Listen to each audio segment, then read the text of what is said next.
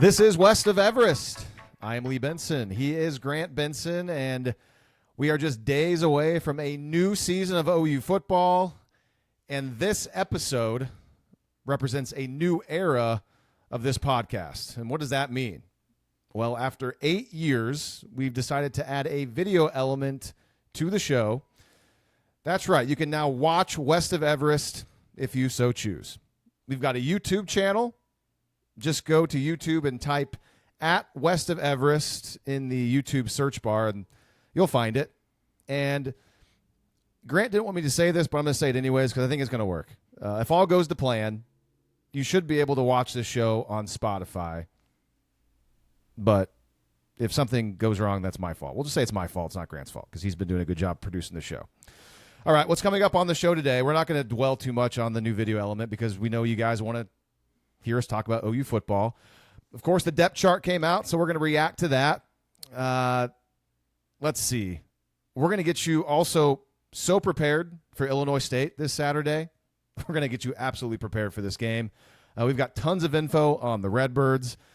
And I got to say, they actually look pretty good on paper, at least at some key position groups.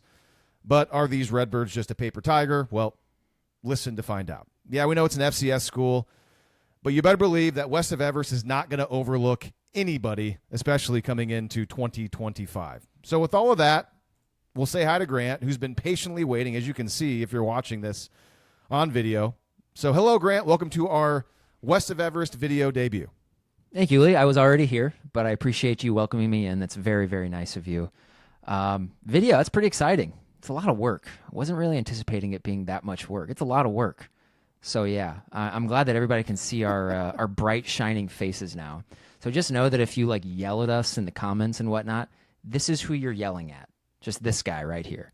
That's it, all right? I'm sure there's plenty of people who have wanted to get a piece of this action the last 9 years or so. I'm sure. Oh my gosh, yeah, you enjoying? Sorry, as I say, you enjoying all the work and all the different elements that go into producing not only audio but video now? It's kind of a grind. I told you it'd be a lot, but I probably undersold it. It's a lot. You know, we got some even trying to have some professional sort of aspects of this, or as much as we possibly can. And so we got some B-roll and stuff for you later and everything. And we're gonna see. Man, I gotta tell you, cutting 3.5 minutes of B-roll takes forever. It takes forever. But it's kind of fun. I liked it. I got to watch but a lot of Illinois State doing it, which was you good. Probably watch more Illinois State tape than some of the OU players. Hopefully honestly, not. it wouldn't surprise. I really hope not. But would it really surprise you all that much? I would guess at this point in time they've probably watched more Michigan tape than they have Illinois State tape. And really, this is a little bit of a sneak preview to the Illinois State preview. They run just the most generic college spread offense that you have ever seen in your entire life. So did they really need to watch film? I'm not sure. Stay tuned to find out. But first, hey, we're going to talk about the depth chart, though, right? Because that's the A topic. We've been waiting. Have we, though? Have we been waiting? I guess. We've been waiting for the depth chart to come out at the exact same time every single year, like it does the Monday of game week. Sure. But I think one of the benefits of us recording this on late Wednesday night is we're last on the depth chart. Everybody's got all of the takes. And let me tell you, people have not been super happy about this depth chart. Or at least, if they're not super happy, they're at least kind of confused, not really sure what's going on. Gotcha. So, okay. I don't know. Lee, have you had an opportunity to look at the depth chart? Yeah, of course. Of course I have. I read it over, took some notes. I have some thoughts. So, yeah, I did my job. I do have an Oklahoma football podcast, after all. Would you say, was it this depth chart right here, this one that you're seeing on the screen? Yeah. Well, I can only see week 1 depth chart, so who knows what year this is for. I'm assuming it's 2025. Well, we got here. We got something here that says game 1 OU versus Illinois State. I think they can. I think they actually can. This is a thing. Well, that'll this be is up a to thing you that in I've. post. This is a thing that I've seen the Twitch people do. They'll just share their screen and then this is kind of it is it's a little embarrassing. You see all of my bookmarks and stuff up there from 15 years ago. But we're just kind of taking the good with the bad. So, all right, Lee. Depth chart. I think the number one talking point here on the depth chart for us was that it gave us a lot of ammo to talk about our favorite position coach on this team. And it kind of seemed like the only thing that anybody really wanted to talk about was the running back position, which, to our ears is probably kind of like, like a breath of fresh air, because, it's kind of nice to see people kind of coming around to this thing. But as you can see here, of course, Javonte Barnes is at the top of the depth chart, along with Torrey Blaylock, a true freshman. Jaden Ott, the prized non-quarterback gem of the transfer portal from the offseason, has got an oar at third string on the depth chart with Xavier Robinson. And I think it's worth mentioning, those are the two guys, Jaden Ott and Xavier Robinson. We kind of expected this thing to be completely flipped. We kind of expected Jaden Ott and Xavier Robinson to be guys there at the top. So, Lee, have at it. The mic is hot. It really wants to know what you think about this, because I know you got a lot of thoughts. Well, I could be super generic and act like this is a big deal, but, I mean, everyone knows that the reasoning behind it is fall camp availability. I mean, even Jim Nagy acknowledged that the other day. So Jaden Ott hadn't played a whole lot in fall camp, and I suppose Xavier Robinson's missed some time too, and Barnes and Blaylock have been out there almost the entire time, if not the entire time. And for a period of time, I think for a week or two, they were the only running backs available, if I believe that's what Jim Nagy said. So, I mean, that's why they're rewarding availability in fall camp. Now, Javonte Barnes is at the top, so that it's fodder for us. And so if I want to go a different direction and not acknowledge what I just said a moment ago and kind of be more cartoonish and fun, I could just say that DeMarco Murray is flexing on everybody at this point, just flexing, because Javonte Barnes is at the top of the depth chart. That guy that's averaged a mediocre 4.5 yards per carry in his 3 seasons of college football. But let's be fair to Javonte. I mean, he's coming off his best season of his career, 4.7 yards per carry last year. That's a career high.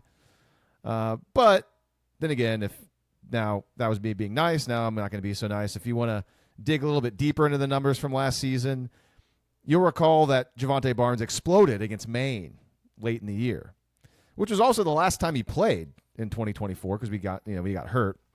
203 yards. That's all we saw from him, because he passed after that, so we didn't see him the rest of the season. Oh goodness! But then he resurrected, but he had a huge game, over 200 yards rushing, 3 touchdowns. He averaged over 11 yards per carry in that game, and that game does count. It does on Oklahoma's record, but again, it was Maine, and I think if those 18 carries for Javonte Barnes had gone to, let's say, Xavier Robinson, or heck, even Sam Franklin. Who's to say that those guys couldn't have had an excellent day on the ground against Maine as well? So you take away the Maine game, my point. You take away the Maine game, and last season Barnes averaged 3.6 yards per carry in 104 attempts. I mean, that's a lot of attempts. So that's the downside. Those are the stats to back up what we always say about Barnes, about how he's mediocre. He's nothing particularly special, and I will always say he does a good job of ramming into the line and falling forward and usually picking up at least a yard or two, which that is valuable in certain situations. But let's say, I mean, Jaden Ott's going to be the guy we anticipate, unless he's hurt. But I mean, there's no reason to believe that it was all maintenance and stuff. And lastly, I'll say before I'll throw it over to you, I was saying nice things about Barnes and I said some negative things. I will finish with a nice thing about Javonte Barnes. I do like the way he was playing before he was injured at the end of last season. Against Ole Miss, he seemed to find something, and then against Maine, a worse opponent, he looked really good. And he was more flexible and could make some guys miss a bit against Ole Miss and to some extent Maine. If that's the same Javonte Barnes that comes in fully healthy in 2025, I think he can be the best version of him that we've ever seen. Because we were seeing it, I do believe, at the end of the 2024 season of his availability.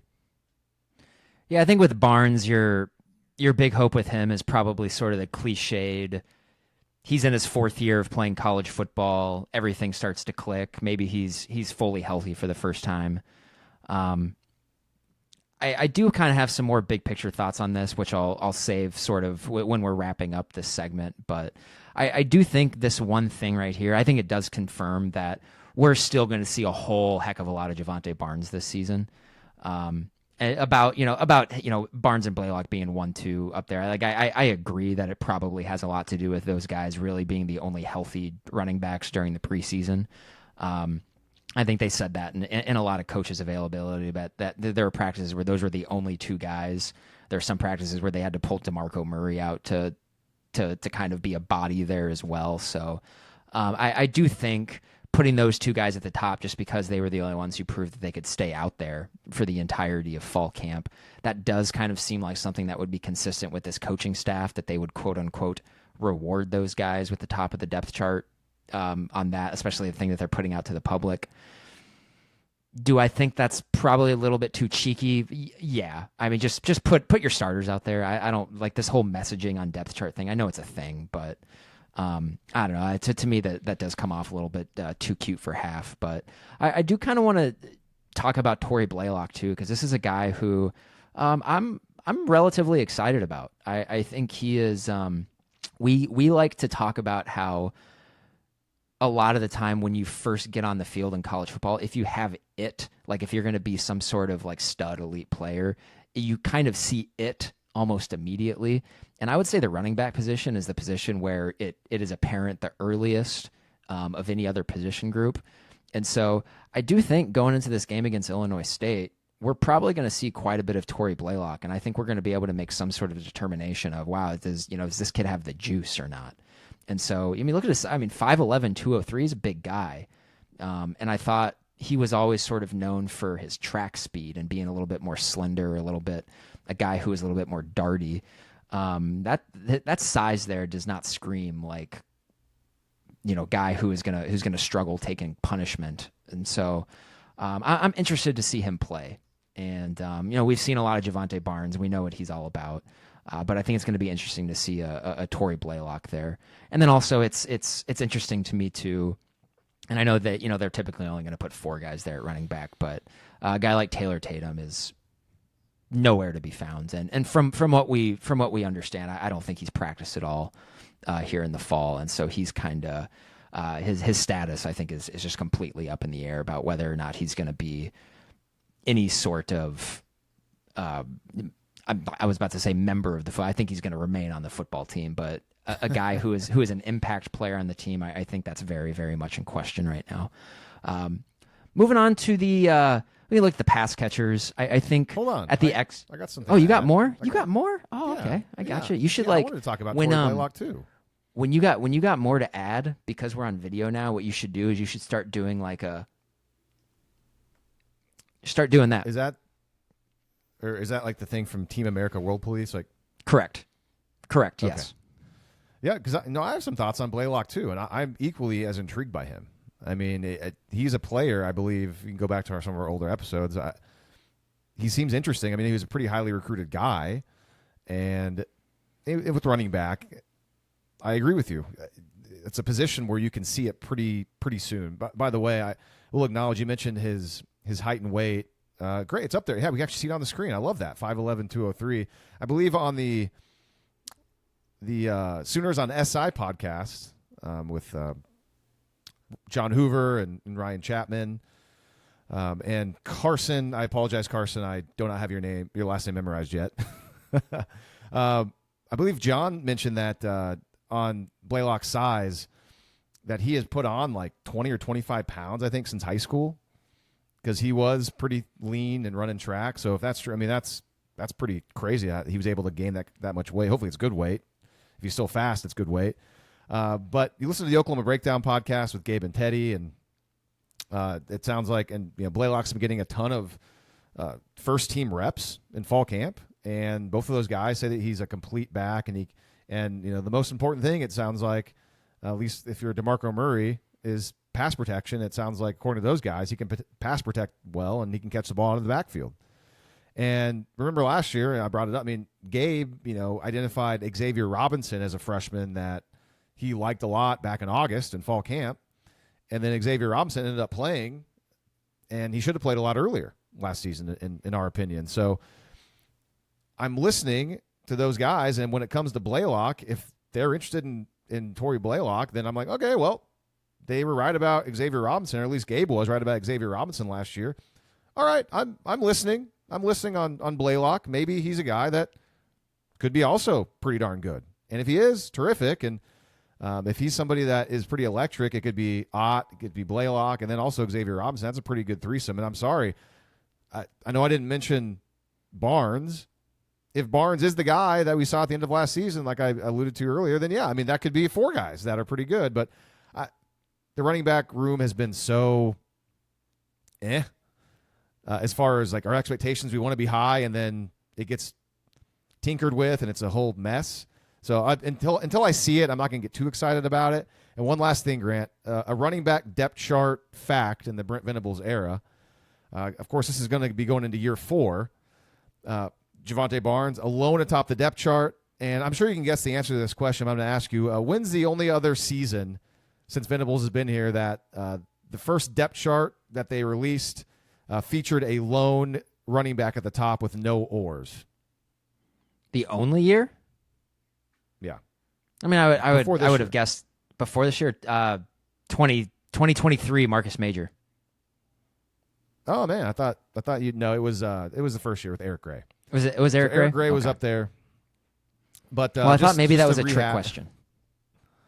Yeah, it wasn't that hard. But my point though is that Eric Gray was at the top by himself, and Eric Gray was obviously the feature back in 2022 and got most of the run. So in 2025 with Barnes as the lone guy, is he going to be the feature guy and get most of the run? That would be quite surprising if so. Well, I suppose I guess because you brought it up, I'll bring up kind of my more big picture point here is, I guess, because the running back position and then another position we'll talk about here on the defensive side of the ball too, corner, is kind of what has gotten the most airtime of people talking about the depth chart. And so what I'll say here is that I'm willing to accept that the running back position here on the depth chart is mostly just a product of who is available during fall camp. And they're wanting to, like, quote unquote, reward the guys who were just available and healthy the entire time. Willing to accept that. And I'm choosing not to really overreact about it. But, if we get to the Michigan game or if we get to maybe like the Auburn game or something like that, and Jaden Ott is not the number one guy and is not getting a vast majority of the touches, and the offense isn't built around this guy, then I think we probably got some problems.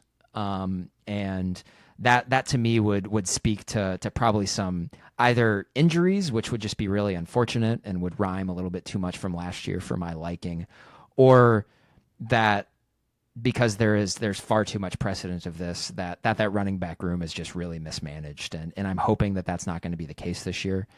You bring Jaden Ott in for a reason, and he needs to be the guy. So my take on this, especially because I think the running back position here on the depth chart is the biggest eye opener here for sure. I think I'm choosing to just kind of file this away for later. I think that's the correct take here. You file it away from later. If we get to Michigan and Jaden Ott has 25 touches and he looks to be a massive part of the offense, then nobody's going to remember this whatsoever. In fact, I'm sure by the Michigan game, no one's going to remember the depth chart release anyway, regardless of what happens this season. But if we're halfway through the Michigan game and Javonte Barnes has the lion's share of the carries and he's the one who rolled out there, if we get to Auburn and it's still Javonte Barnes, and let's say the season is not going in the direction that we all want it to go, that's where you can kind of take this out of the file cabinet and say, this was a big red flag right at the beginning. But also, I don't think that you need to jump to that conclusion yet. I do think this is much likely probably just a commentary on what fall practice has been like, which in that case I think is okay. But I did want to bring one other thing up to you, Lee, because for the longest time on this podcast, you were a big Caleb Hicks guy. You're just like, what? Where's Caleb Hicks? Why can't we see Caleb Hicks? I'm not sure if you saw the Oklahoma State depth chart controversy, but that depth chart actually had a lot more oars than OU's did, and especially at the running back position. And if I'm not mistaken, I think there were 6 different running backs listed on Oklahoma State's depth chart. all of them with an or next to their name. Want to take a guess at who is the very, very top of that list, though? I mean, I couldn't name you a player, honestly, on Oklahoma State aside from Caleb Hicks. So, is it him? It's definitely him. So it may mean nothing, but in Caleb Hicks, is a lot of ors notwithstanding, as of right now, is on that top line at the running back position on an Oklahoma State team, which, is, in terms of preseason expectations, is probably the lowest expectations they've had in nearly 20 years in Stillwater. So maybe that says something about Caleb Hicks. I'm not sure, but I just thought that was kind of an interesting little anecdote there that I figured you'd get a kick out of. So yeah, I didn't know that.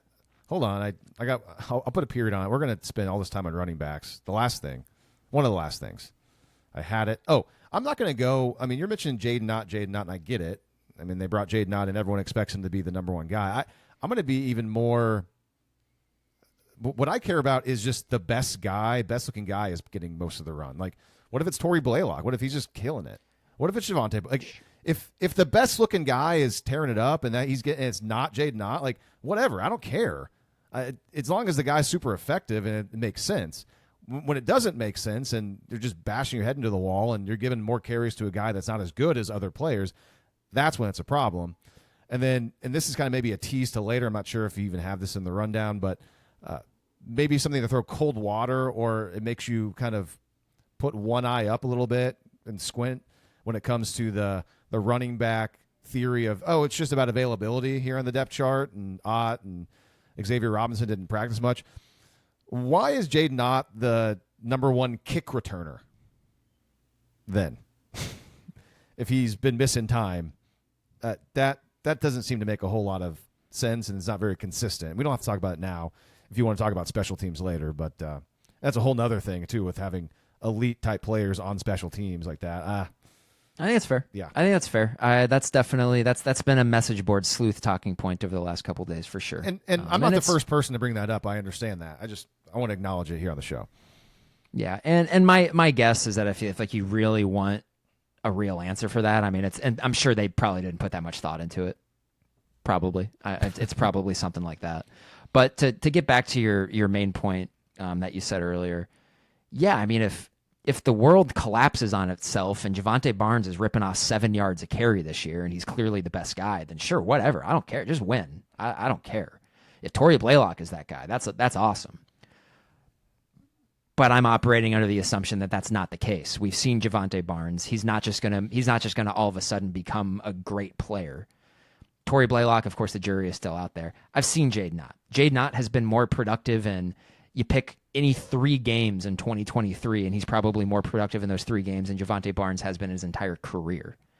So I'm just going by what the money says, and they went out and they paid Jaden Knott, and I see him. He's 3rd on the depth chart right now. And it's a little head scratching for sure, but also, like I said, nothing to really to explode about right now. So, pass catchers, I don't think there's a whole lot of surprises in the pass catchers. I think Jaron Kanak at tight end has gotten the kind of the most talk centered around him. Keontae Lewis being there at the X position at the top by himself is not surprising if you kind of listen to how the coaches talked about him. Over the course of the summer, so excited to see what he has to offer. I don't think he's going to be a guy who is going to wow anybody. You just kind of hope he's one of those dudes who can move the chains and can get open from time to time, and he doesn't drop passes. He's a big guy, 6'2", 197, played a lot of college football. They did not have too many of those guys a season ago. I think the one surprise there is Elijah Thomas being by himself 3rd there.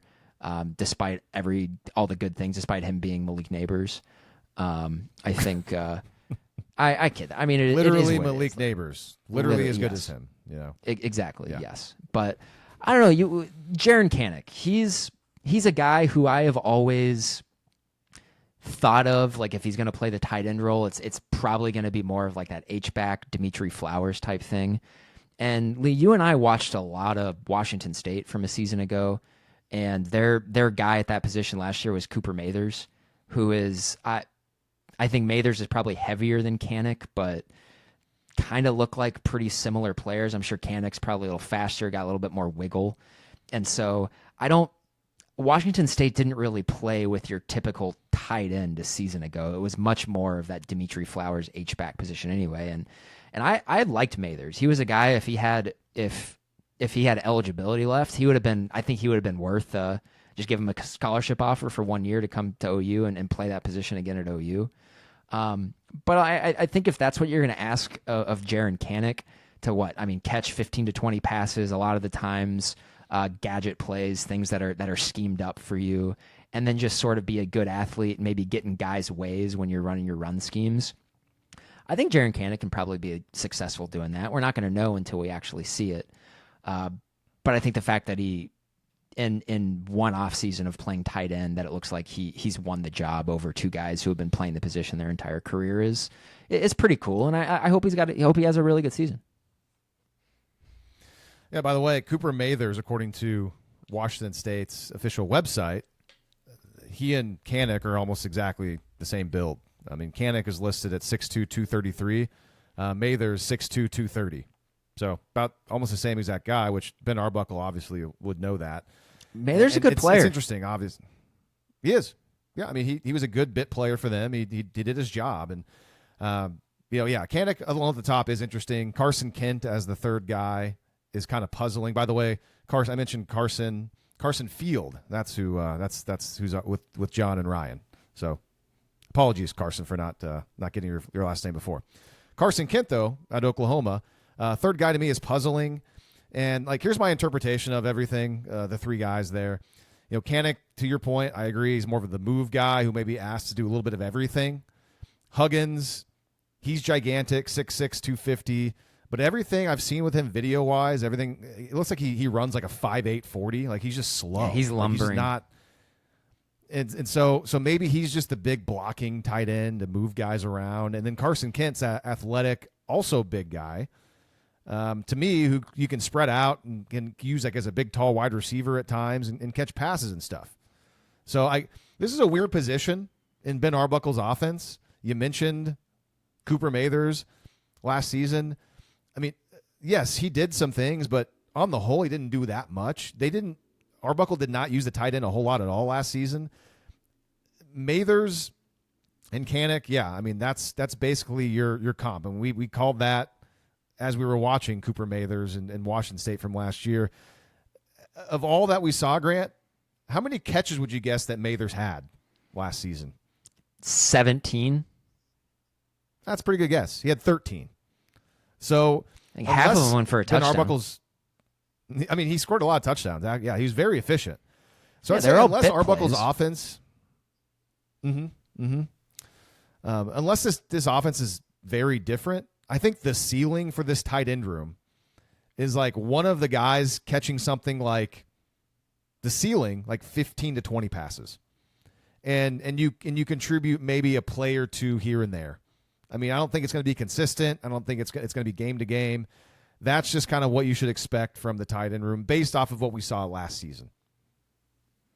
And I think it's interesting. Like you mentioned Will Huggins. I think one of the interesting things about him is he does have Power 5 starting experience at the tight end position. He was at KU before he was at Pitt State. And, presumably not particularly successful at KU, seeing as that he had to transfer down multiple levels to get playing time. And then Carson Kent is definitely more of a pass catcher. I got to tell you, though, in the last week, I don't know how I found myself watching a cut-up of this game, but I was watching a highlight package of Liberty versus Kennesaw State a season ago. And it was a game where Kennesaw State actually got the dub. They upset Liberty.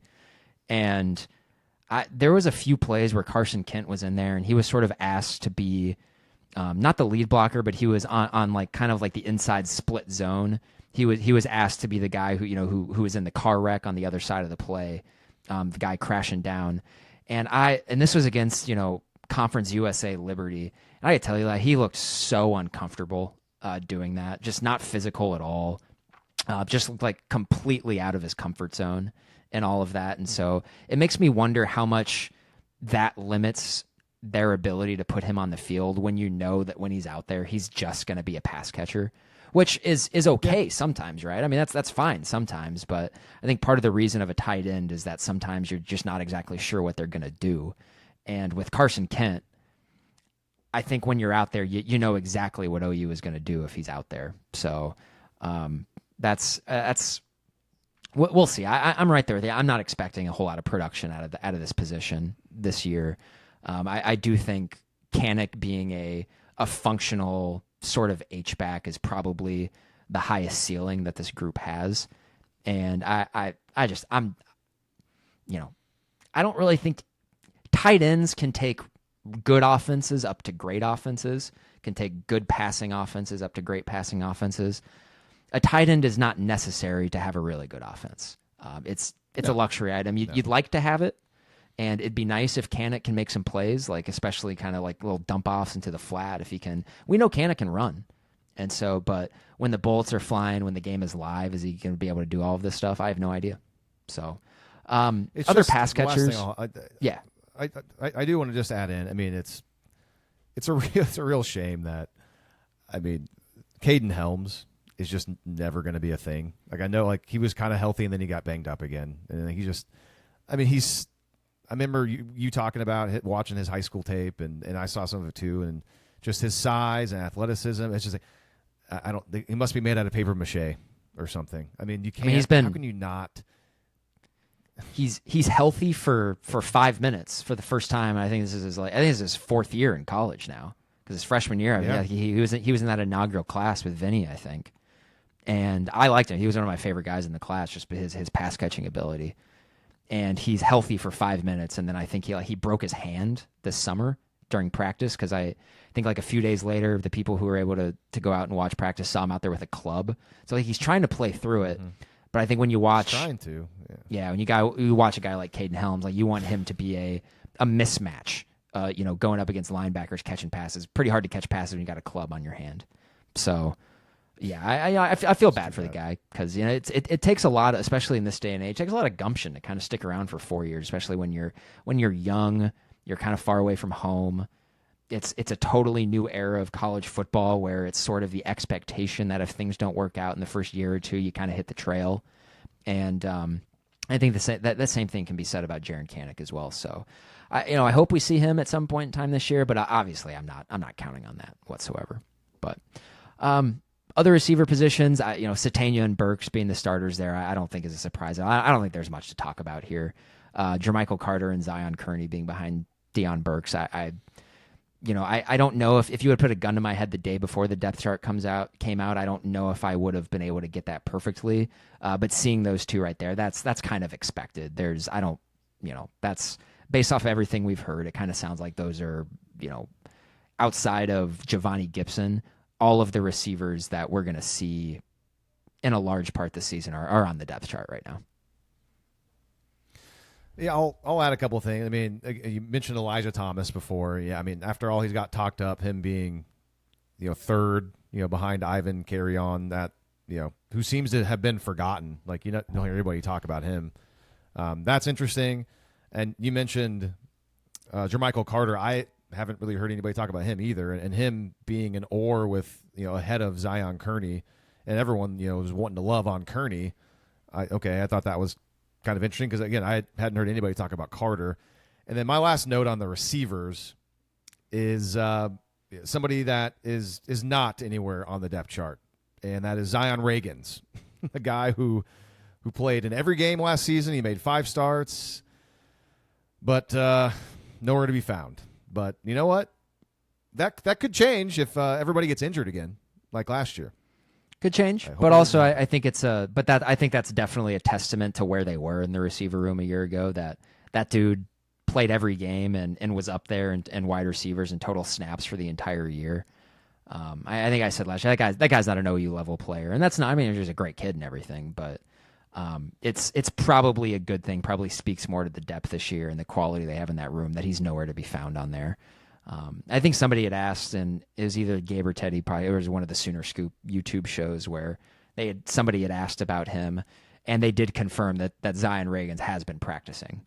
So it's not that like he's hurt or anything. He's just practicing, and he's not able to crack that depth chart. So the offensive line. Whenever, sorry, I keep jumping in because now we're on screen, and I want to have so many more takes. My thing is, if your whole thing is like if you're supposed to be this the fastest guy in the field and like running by people, but like I never see it whenever you're actually playing games. I'm going to think that you're not that fast. Like I wonder like what was everybody seeing before? Are you just somehow like the game happens and then you're slower, but you're running by people in practice? There's a lot of fast players in college, in football in general, but the elite of the elite, that's like where I get excited. And if you're not the elite of the elite, it's like, okay, if you're just really fast, like, cool. And that was his thing, right? I mean, it was like Zion Reagan's can just run by everybody. He's really fast. Yeah, he was supposed to have, world-class track speed. But I do think there's something to the whole, like, pads and helmets are pretty heavy. And Zion Reagan's a small dude. And it didn't really affect Hollywood Brown, who wore the same types of pads and could still fly. But I'm sure there's some guys where it just doesn't translate. Find some light pads. Sure. But I'm sure there are some guys where maybe it just doesn't translate. Anyways, okay, the offensive line. So I actually don't think the offensive line here. I don't think there's much to write home about this. The oars and everything here, I think, is very much a Bill Bedenbaugh thing. This is something that I feel like we've seen on a lot of depth charts, other than like the 2018 one, which had 4 entrenched starters. Creed Humphrey wasn't a starter yet, but he should have been. And so the one thing that I do like here is Fasusi being at the top. I know all at left tackle is oars. But other than that, kind of the top line of everyone else is everyone who we expected was going to be sort of the first group to roll out there with Ozida, Everett, Weewu, and Simmons. And I don't know, the Michael Fasusi hype started to build as he got a couple of weeks sort of by himself at that left tackle thing in practice, because I think Sexton got banged up. And I'm excited to watch him play. I think I said in the spring that I think one of the positive markers for the season that you could point to that things are turning in the right direction is, man, it'd be great if Michael Fasusi came in and just won that left tackle job right out of camp. And this doesn't seem to be the case right now, but I do think it does mean something that he's at the very top of the list there. So will he run out first with the first group on Saturday? I'm not sure. I know he's been out for a while. This is something that we didn't talk about last week, but it had kind of happened right around when we recorded. And it's kind of public knowledge now, but I think he had like a fainting spell at practice, which and from what I understand was really similar to what happened to Gentry Williams a couple of years ago. You remember when he passed out during practice or something like that, and they ambulanced him away and everything, and all abundance of caution. But I think there's kind of some confusion about whether or not he's practiced since then. I think people are leaning towards probably not. Whether or not that's just out of an abundance of caution type deal, or if it's something that he's dealing with, who knows. But excited to watch Michael Fasusi on Saturday. I think if he's cleared to play, we're going to see a lot of him, regardless if he starts or not. Jacob Sexton, we've seen a lot of Jacob Sexton. I think we've seen some really good from Jacob Sexton, and we've seen, like last year, we've seen some pretty bad from Jacob Sexton, where I think he wasn't healthy at all last year. So kind of curious to see if he's going to sort of put a lot of those injury stuff behind him. Him being banged up in the preseason suggests maybe not, but we'll see.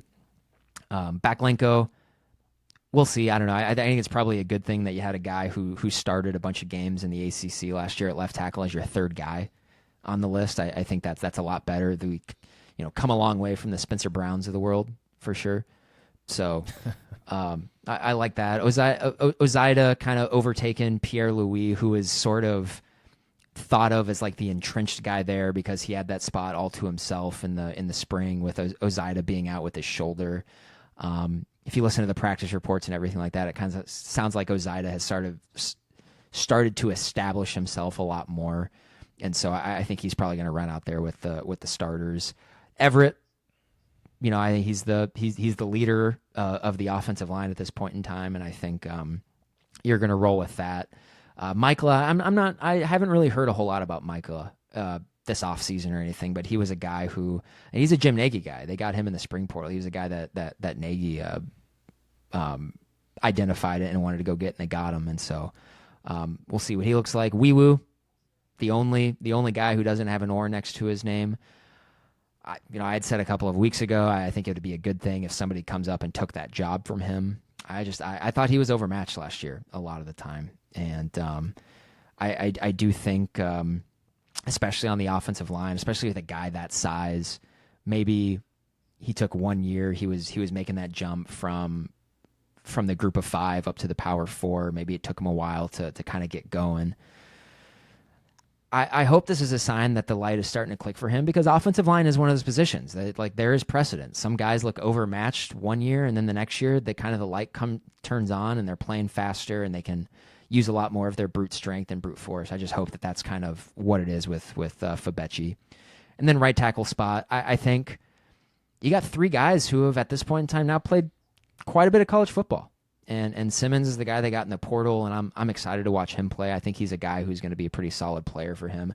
I expect him, if he's healthy, to be the entrenched starter there. It'd be nice if Logan Howland came up and challenged and took the job from him. But I still think Howland is probably a little bit behind. Just he was dealing with a shoulder thing, and who knows how long it takes to regain strength in that. So I know he's been playing a lot because Simmons did get concussed about a few weeks ago. I think Simmons is back and practicing now.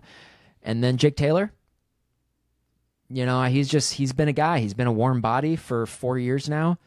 And my feeling on him is if he was going to be a thing, we would have seen it by now. And I don't think Jake Taylor is going to be a thing. Other than just nice, decent depth in a pinch if you really need it. Yeah, I mean, you look at it, there's a lot of familiar names there. I think they have a lot of capable bodies. The main thing I have on this is I'm going to do something on this show to hopefully just further prove how reasonable I am and how fair I am with things, and I try to be somebody who attacks everything from every single angle. And with Fasusi out there as an oar with Sexton and Bucklinko at left, and then Foje in the 2 deep behind Fabecci, I want to acknowledge that so far on paper, Gabe Eichert's springtime extreme praise of both of those guys, Foje and Fasusi, it looks to be fair. And I criticized him at the time because I just didn't see the point of making the prediction that Gabe would be stunned if Michael Fasusi did not end up being the next elite tackle at Oklahoma. And as far as Foje goes, Eichert said that after watching just one practice, barring an injury, Foje has a chance to be one of the best guards that Oklahoma's ever had. I just didn't see the point of making those type of statements. Well, the depth chart's out, and those two have never played a game at Oklahoma, but they're in the 2 deep, and they're clearly doing something right in practice to put themselves in position to play as true freshmen. So I want to acknowledge up to this point, Gabe's comments do look pretty good, and I got to give him credit for that. Makes me wonder if there's something just in the NIL era and all of these guys getting paid. I mean, Fasusi and Foje both are making more money than we are, almost certainly.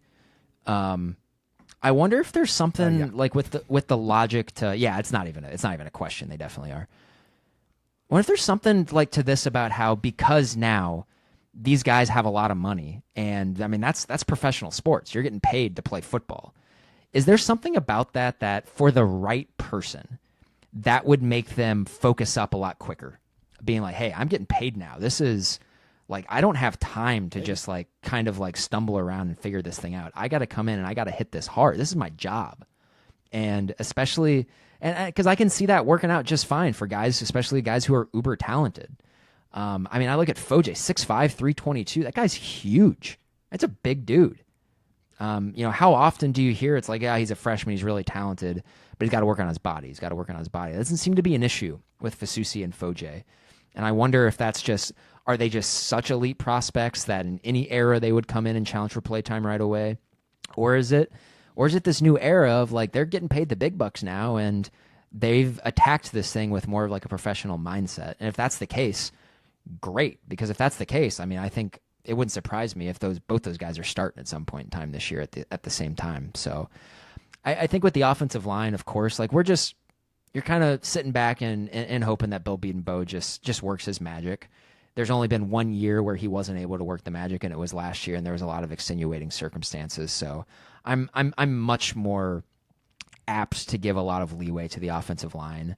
The oars here don't really bug me that much. I wouldn't be surprised if the offensive line surprises people this year, but also still remembering last year, still feeling the wounds of last year, and that's always going to be in the back of my mind.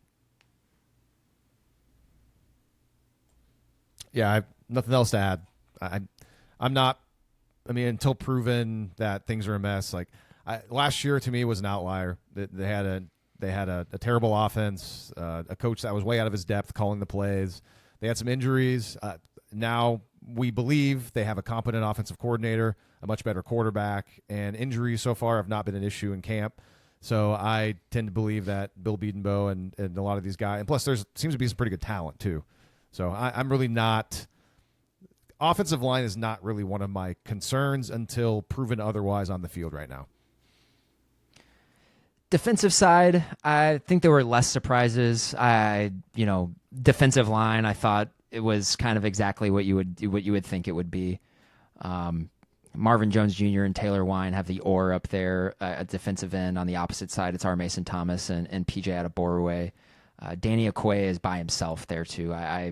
They rotate so much on the defensive line that guys who are that deep on the depth chart are likely to play. On the interior, the D line, it's just not even worth. I mean, it's just you see the name. I mean, it just confirms there's a lot of reason to be optimistic about the front in 25. I mean, they're deep a lot of places, and it's just like what's there to say? I mean, they have a lot of guys. I look at those four positions, and it doesn't. It's not surprising to me that the top six guys there are Marvin Jones Jr., Jaden Jackson, Grayson Halton, Dominic Williams, David Stone, R. Mason Thomas.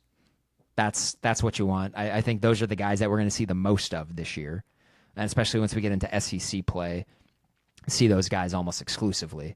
But I'm really bullish on the defensive line. Like I said, not sure if they're best in the country or best in the SEC, but I think they're definitely up there with the elite of them this year in the sport, and excited to watch them play. It's going to be interesting against Illinois State because if they are that good, Illinois State shouldn't be able to move the ball at all. But I digress. We'll get to that when we get to the Illinois State preview. Linebacker, I guess you could nitpick with the oars. I'm choosing not to. I think we expect Kobe McKenzie and Kip Lewis to be the guys running out there. Sammy Omosigho, we're going to see plenty of him as well. He played a lot last year. I think he actually played more snaps than Kobe last year. But those three guys, McKenzie, Omosigho, Kip Lewis, we're gonna see those guys a ton this year.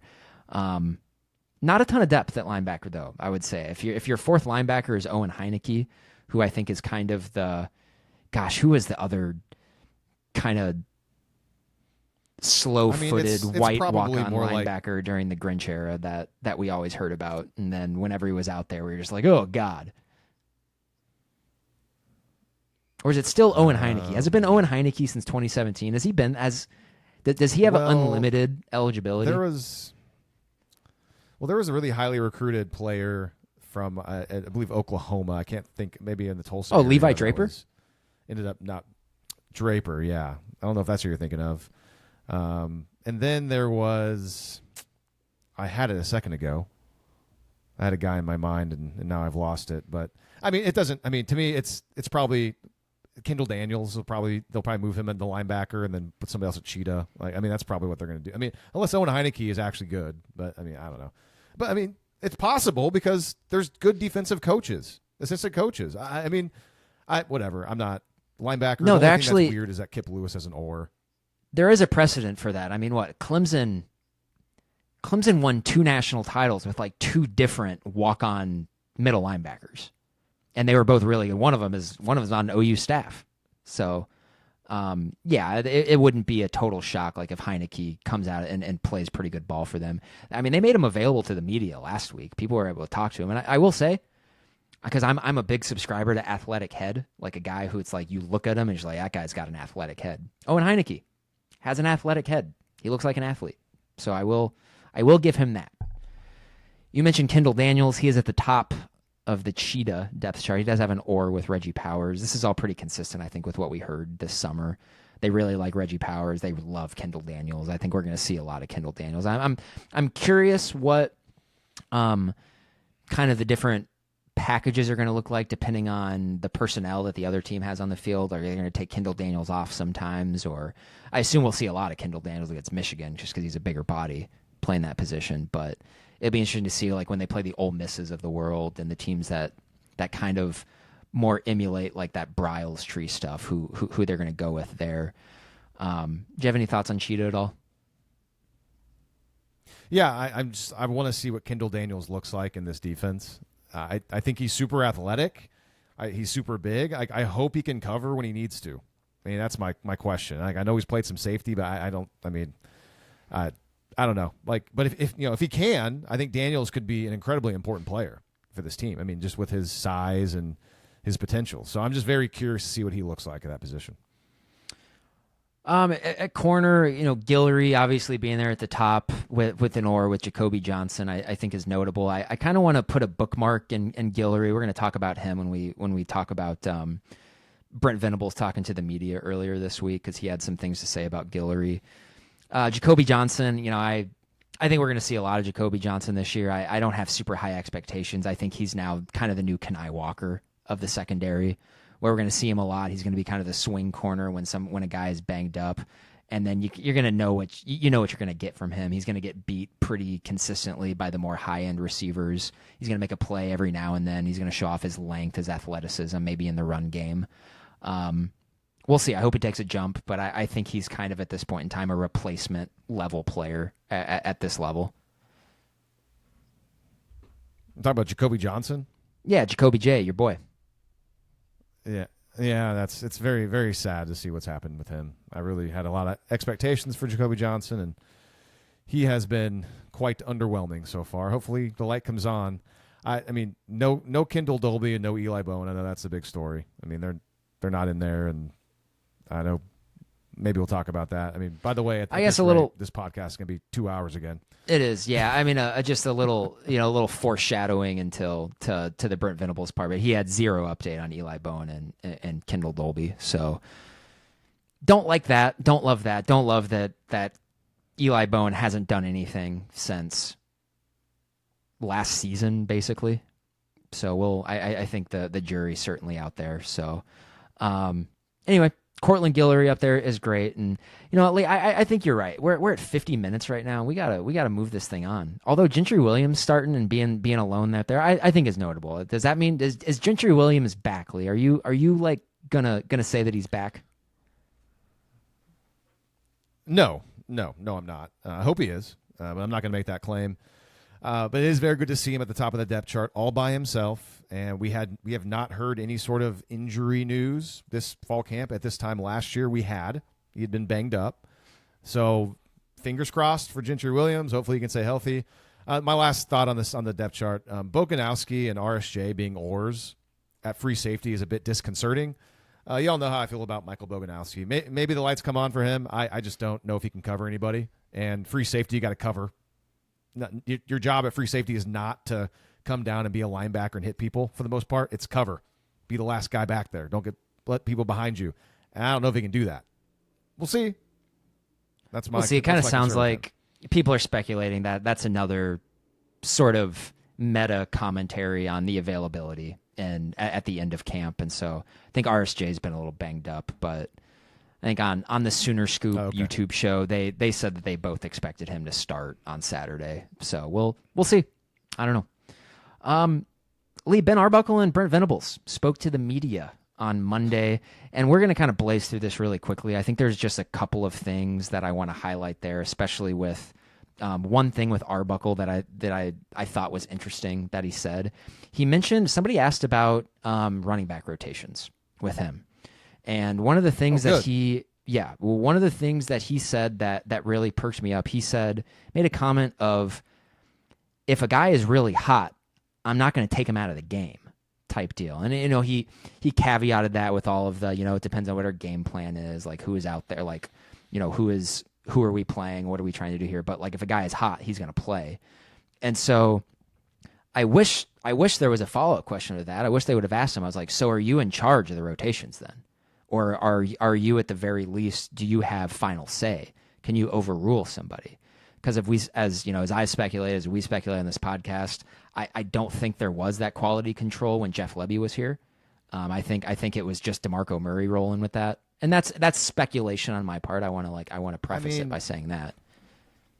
Oh, as in, not my light fell over. I'll have to fix that here in a second. The offensive coordinator should always have final say, and him saying that if a guy's hot, I'm not going to take him out makes me kind of think, okay, I'm intrigued. And that's another, like, we were excited, or I shouldn't say excited. I was intrigued by, hey, it's not Jeff Lebby last year.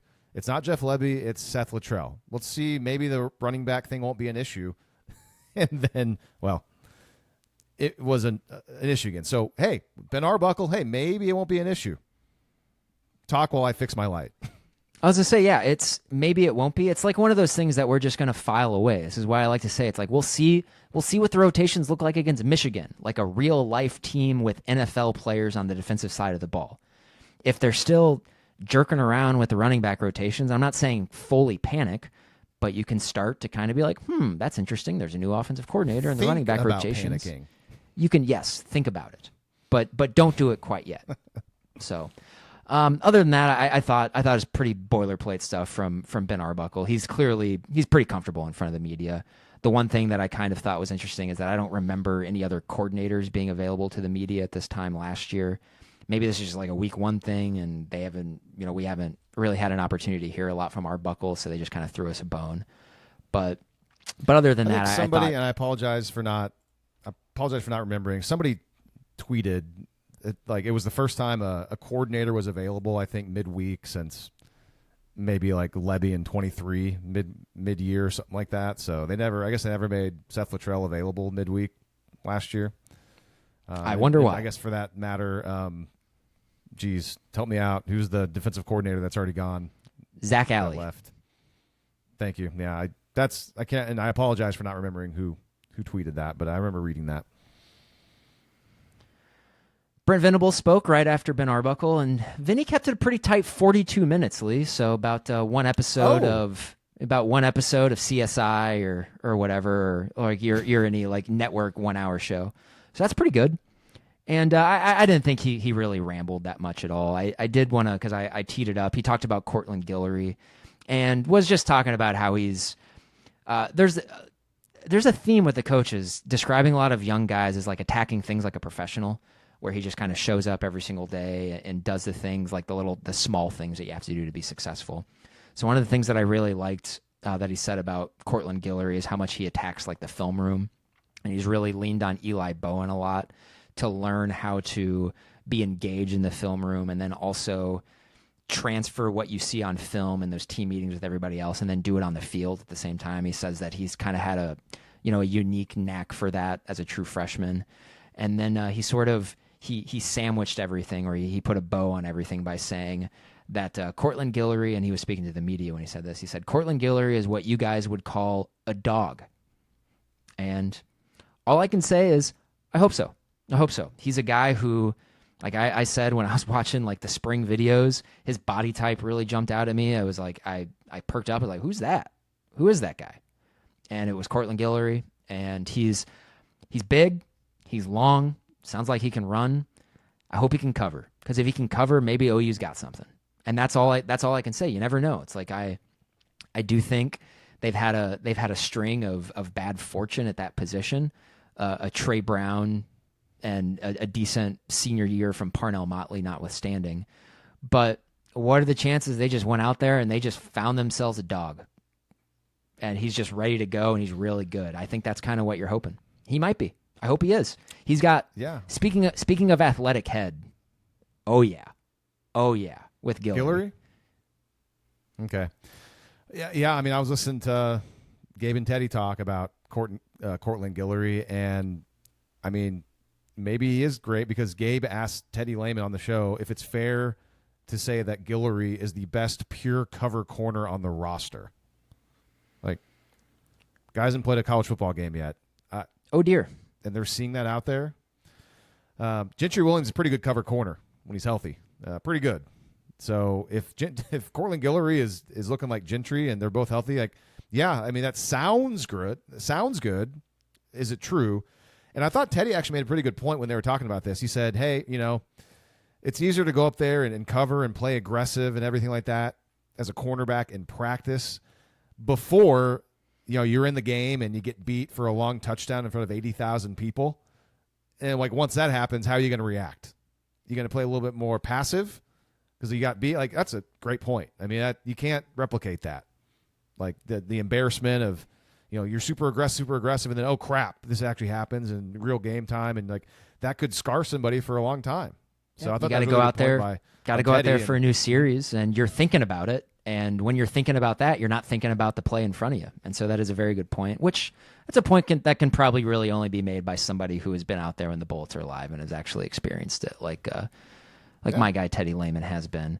Vinny said one more interesting thing, and I'm not sure, Lee, were you able to watch his availability at all? But one thing that I thought was interesting is somebody sort of teed up a question for him talking about, and essentially it was, what was it like when you first got here? What has changed and everything? And he had made the comment that when they first got here, starting in 2022, that the team GPA was 2.2. And he said there's a lot of guys failing drug tests.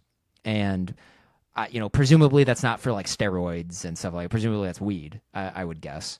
And I thought that was sort of an interesting comment because one, I think, you obviously, as Brent Venables, you obviously make that comment with a guy coaching a program in Southern California on your mind for sure. But also like I wanted to use that because I wanted to tee up like an anecdote that I think I've never said anything, but now this is just like the perfect time to bring it up. Do you remember, Lee? Because you and I both went to the 2021 spring game. We went together, and that was when we first we saw Caleb Williams, and we were like, "Wow, that's kind of weird. This guy looks a lot better than Spencer Rattler. I hope that's just spring game chicanery or whatever." But on our walk to the stadium, we passed the old couch dormitories, and out in the parking lot there was a huge gaggle of people, and a bunch of them had on a Sooner jersey that had McCutcheon on the back for Latrell McCutcheon. And it always I always found it fun, and they see really nice people, they're cool and everything like that, but they were passing around multiple blunts and stuff like that. And me, I don't care. I'm thinking sweet, let's party. But also it never really registered in my head really at all, where it's just but now that Brent Venables just said that, I'm kind of wondering, I was maybe there was a culture of that was just sort of accepted when Lincoln Riley was here. And I'm not super interested in this debate about whether it's right or wrong or all of that stuff, but I don't know. I mean, there is sort of an interesting culture I think you can talk about there. And Brent Venables, clearly, it seemed to be something that he cared about because I don't know. I just found that interesting. Do you have any thoughts on that? Him bringing up the team GPA and all of the failed drug tests and everything like that? Because he went on to say that it's it saps your motivation, and there's a lot of guys who had some broken spirits and whatnot. And I don't know. It's Lincoln Riley only didn't win 11 games one year, and that was the COVID year.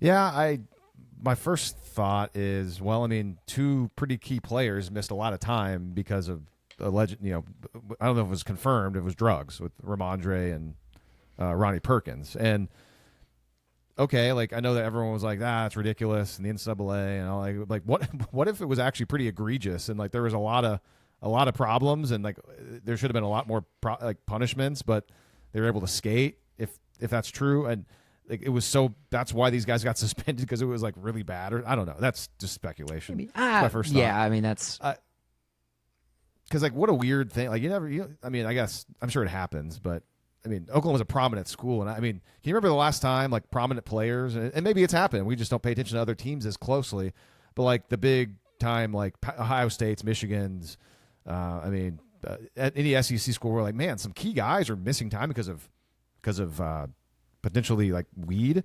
I don't know. Well, they don't. The last time the NCAA doesn't test for it anymore. It's probably all just an internal maybe stuff. That's why. So yeah, no, the players can't be suspended for that anymore. I mean, I'm sure you can, internally, but by the NCAA, no, they don't do that anymore.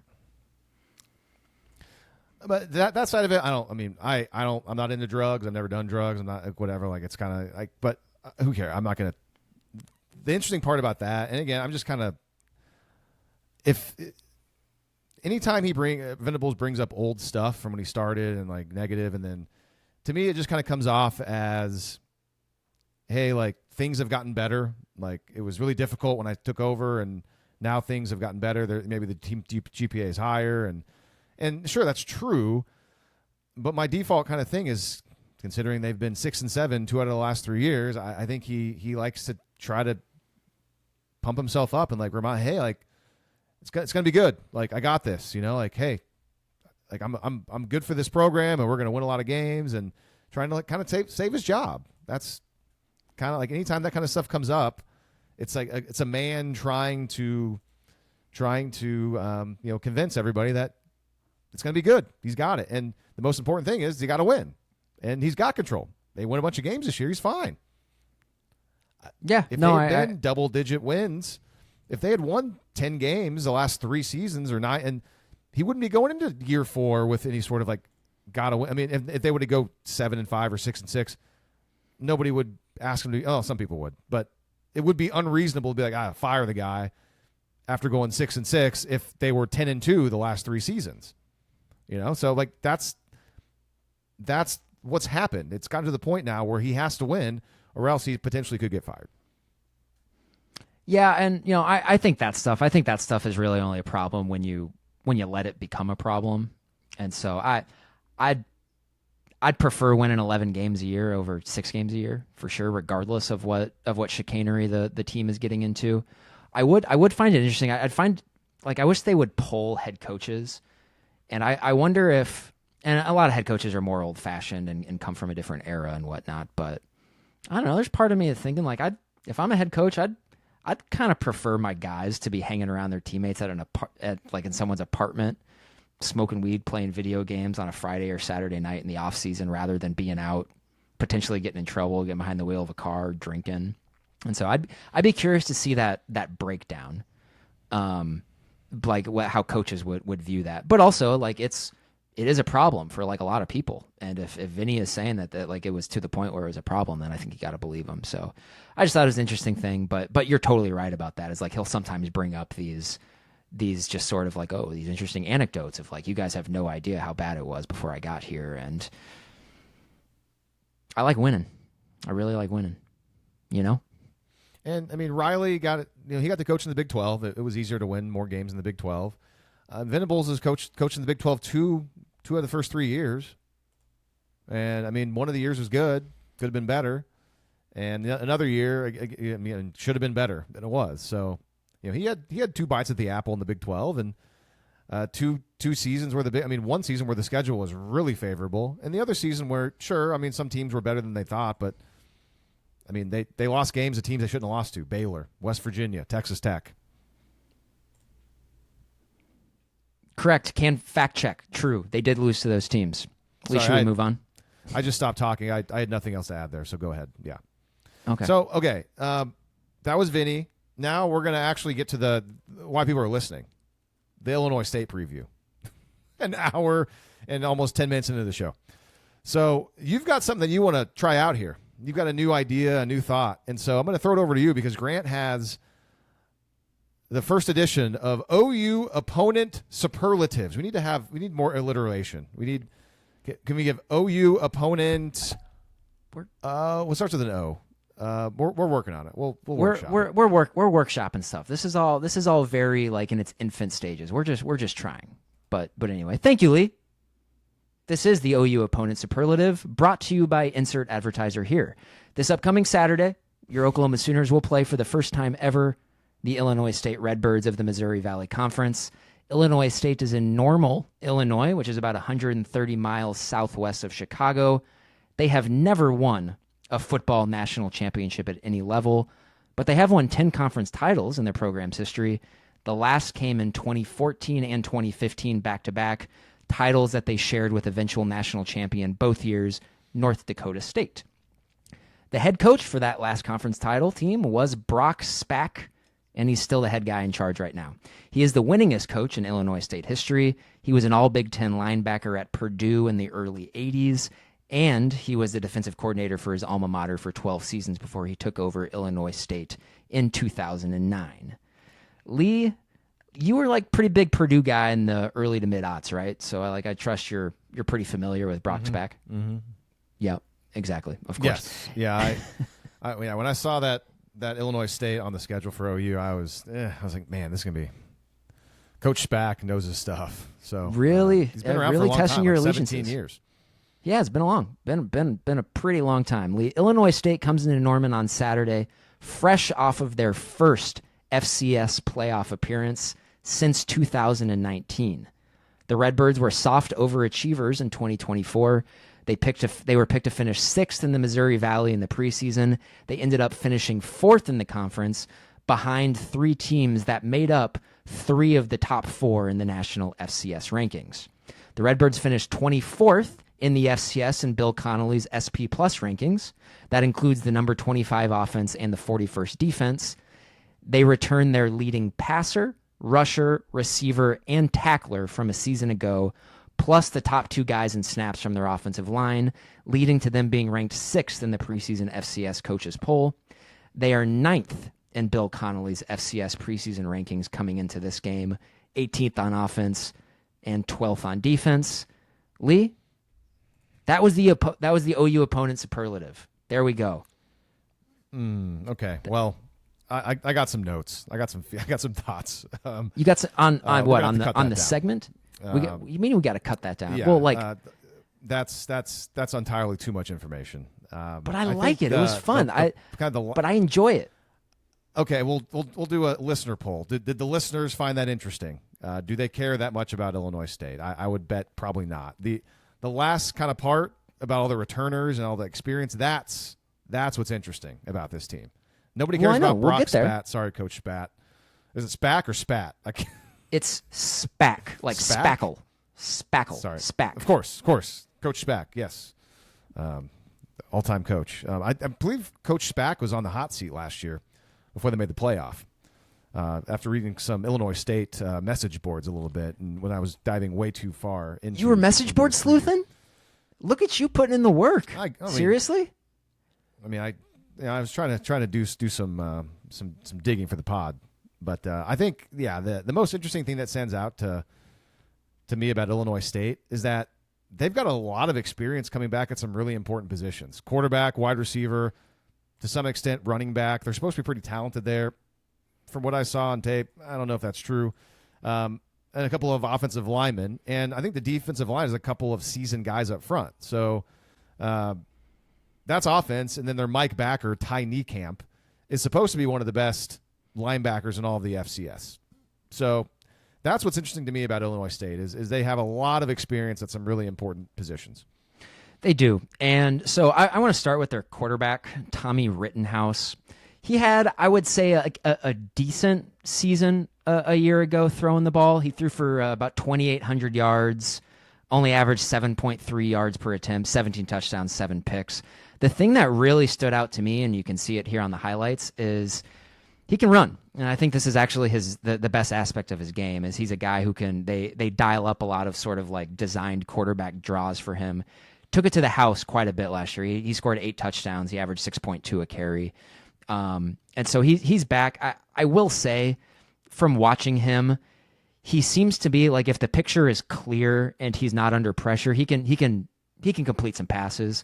He's not a guy who I think is going to scare you with his ability to complete like every single pass in the route tree or anything like that. He's a pretty limited guy, but I do think he can get out of some trouble with his running ability. One thing that you will see a lot of is his number 1 receiver from a year ago, Daniel Sopkowitz. He's back. This is the one guy when I watch Illinois State, I'm thinking to myself, I think this guy is probably a Power 4 level player at in some respects, and I don't think that's surprising. Their number 2 receiver a season ago, Xavier Lloyd, he was a guy that OU was kind of interested in the portal. He's at Missouri now, so I'm actually pretty surprised that they got this Sopkowitz guy to come back to Illinois State for another year. He had 1,100 yards last year, 9 touchdowns. He was a second-team All-Missouri Valley guy. He's a first-team All-Missouri Valley guy here in the preseason, kind of on some All-American teams as well. He's fun to watch. He makes some contested catches. He's the one guy who I think is, I'm going to be watching a lot because I think he can actually make some plays against OU secondary. And so if he's mossing dudes late in the game, that's probably not a good thing. They do, for the most part, lean on their running game, though. A lot of the time, they bring back Winkers Wright. Do you have something to say there? I heard you smack your lips. Well, yeah, I was on Sopkowitz. I agree. On these highlights you're playing, which, nice touch. We'll see if this plays well. But he's number 2. He's number 2. He's big, tall, big dude, 6'3", 205. He's been Illinois State's top receiver for the last 3 seasons. And, yeah, he's the one player when I was watching. I was like, oh, kind of a nice player. And they have a lot of experience. And, yeah, I mean, I agree with you on their quarterback. Got a ton of experience. Doesn't really do anything extremely well, but I think he's going to be prepared, but at the same time, he's probably never seen a defense like Oklahoma. So, OU, yeah, there's by the way, there's Sobkowitz right there. That was one of the touchdowns in the playoff game. Kind of cool to actually be able to comment on this as we're doing the podcast. But yeah, I wanted to comment on Sobkowitz. I think he's a good player. And just to understand, everybody making plays in these are players who are still on Illinois State. So these are all people who will be playing for the Redbirds on Saturday. Lee, I kind of mentioned Winkers Wright, who's their leading rusher a season ago, ran for over 1,000 yards last year. I gotta be honest with you, I watched through about 7 or so games. I didn't really see a whole lot from Winkers Wright that impressed me. He did have one long run against Southeast Missouri State. But I'm not too scared of this guy. There's one guy I'm like genuinely pretty interested in though. And that's Mason King. Did you read about this guy at all when you were studying them? Because he got hurt in game 1 last year against Iowa. Was out for the entire season. Back, yeah, but he's big guy, 6'2", 220, and he was a first team All Missouri Valley guy in 2023 before he got hurt. Right? No, I think he was either in his second or third year. He's an FBS transfer. He transferred in, I think, from a Power 4 school. He was the Missouri Valley Newcomer of the Year. He had averaged over about 6.5 yards a carry in 2023. I don't know. When I was doing some message board sleuthing for these guys, a lot of people seem to think that they kind of want Winkers Wright to carry the load in this game and to let Mason King get healthy because they feel like he's the guy who is going to sort of carry them during the season. I'm curious to watch him because he got really hot at the end of his first season with Illinois State, and then everything was cut short last year. So I'm kind of interested to see him. Big dude. Interested to see him. So he's a guy that maybe you should watch out for. Another pass catcher, Eddie Casper. I think there's one highlight in here of Casper catching over. He's a slot guy. He's their second leading receiver. He had 440 yards, only 1 touchdown season ago. Wasn't a massive player for them, but presumably he's gonna have much more of a role this year. 2 returning offensive linemen. Not that we're really that concerned about the offensive line. Landon Woodard and Jake Pope. Woodard is a guard. Pope is their left tackle. Guys have played a lot of college football. Pope has been a starter for 2 consecutive seasons. Woodard started every game a year ago. These are guys who are experienced coming back. Did you have any other thoughts like on their offense, Lee? I will say I kind of tease this that they're a pretty generic spread offense. They're not going to do a whole lot that I think is going to confuse you. A lot of inside zone. I think maybe I saw some RPO in there, but it could have been just like sort of a fake RPO. I don't know. Not an offense to me that screams, oh no, I'm terrified of this FCS team. The one guy, Daniel Sobkowitz, I think could make some plays, but even if he does, I think it's just because he's just a good player who probably should be playing at this level. No, I didn't have it. I mean, this is entirely too much information about Illinois State. When you watch this team play, like on paper, it sounds pretty good, and then you watch that game against SEMO in the playoff last year, and you're like, man, the only guy that jumped off the tape that's like pretty good is Sobkowitz. Other than that, there's nothing about this team that's particularly extraordinary. And I was like, you should be able to roll the ball out there for Oklahoma if they want to do what they want to do this year and have really no issues. That's kind of my takeaway. I got to push back on you there. I don't think this is too much information about Illinois State. I think it's a lovely amount of information about Illinois State. I don't know. I like to think other people are kind of. I enjoy watching the games a lot more when I know a lot more about the opponent, and kind of in the early years of doing this podcast, we used to put a lot of time into these opponent previews and with certain players, and we would watch a lot of tape, and It definitely helped me enjoy the games more. And I'm going to try to just get kind of back into that at this point in time. And it's fun for me to learn about FCS teams that you typically wouldn't see. Yeah, I mean, but sure. I mean, typically we're not going to have a depth chart to talk about. It's just I'm also kind of commenting on the fact that this is on the pace to be another 2-hour podcast, which is a lot. Meat and potatoes, baby. Meat and potatoes. And it's Illinois State. Yeah, I know, but it's also the very first game of 2025. We got people listening to this podcast. You can let us know. Is this overkill? Is it not? We're kind of learning. We're doing new stuff, and so all feedback is good feedback. If you really want, I have a lot of stuff on the questions you have here posed. I mean, I like about OU. It's just I'm one of you. This is me. I mean, you want to know a little bit about the opponent, but I don't need to know everything about him because I don't care about the opponent. Okay. And also I don't really care about to hear from any of the opposing players or coaches. Just say that too. Like, why would I want to listen to the press conference of Coach Spack? Sorry, it's just Spack. I'm glad that you remember the Spack unless part. It's that's just me though. Maybe everybody else wants to hear everything about him.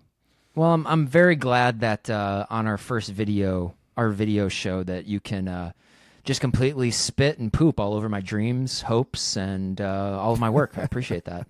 But if you would like me to be candid and less charitable here on Illinois State, this team I'm just not at all impressed with. I think they're kind of bad, to be honest with you. They didn't lead. They went 9-2 in the FCS regular season. Last year they didn't beat a single team with a winning record. The best team they beat was North Dakota, and they were 5-7.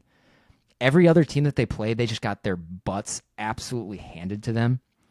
They in their 4 losses, they lost by an average of 34 points. Just run off the field. They're watching their defense. I know they bring back Ty Niekamp, who is like a preseason first team All American. Guy runs a 5.2. I will say, I mean, Illinois State is at this level is not a particularly good team. They're number 6 ranking in the FCS poll, notwithstanding.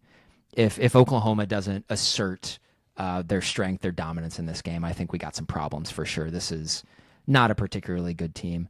But with that in mind, Lee, I think we should kind of let's move on to what we typically do here, Lee. We're talking about the offense. We used to do this. We haven't really done it very often in the last couple of seasons, but we're going to kind of bring back an old goodie here. Lee, Saturday, 5 o'clock against Illinois State. On the offensive side of the ball, when Oklahoma is going against Illinois State's defense, what do you want to see happen? What are you going to be looking for? For John Mateer, you want to see a mostly flawless game. You want to see Ben Arbuckle's system, scheming receivers open, easy pitch and catch throws against what was going to be a bad secondary. The back end of Illinois State was bad last season.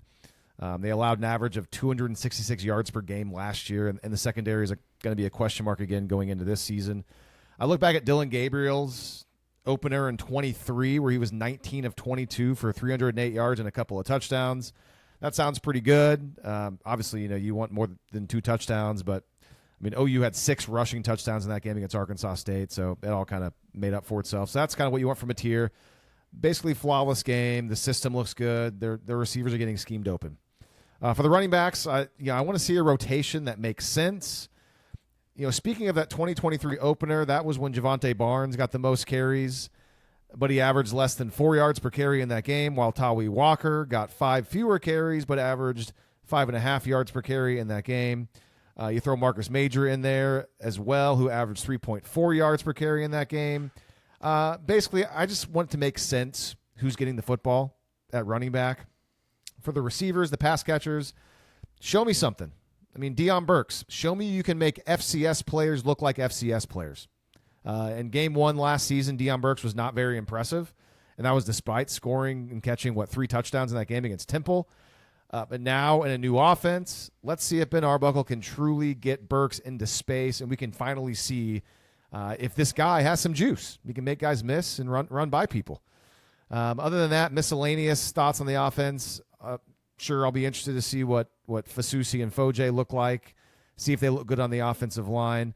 And yes, of course, I want to see what Jaron Kanek looks like at tight end, just the sheer novelty of it, coming over from defense and now being listed at the top of the depth chart at tight end. So that's what I want to see from the offense. Man, just reeling that stuff off like a pro, like you always do. On the offensive side of the ball, if I could sum it up just in one word, what I want to see: explosion. I want to see. We didn't see it at all a season ago outside of the main game, which was an FCS game. But that of course deep That's into a good the one. season. That's a good word for this. Yeah.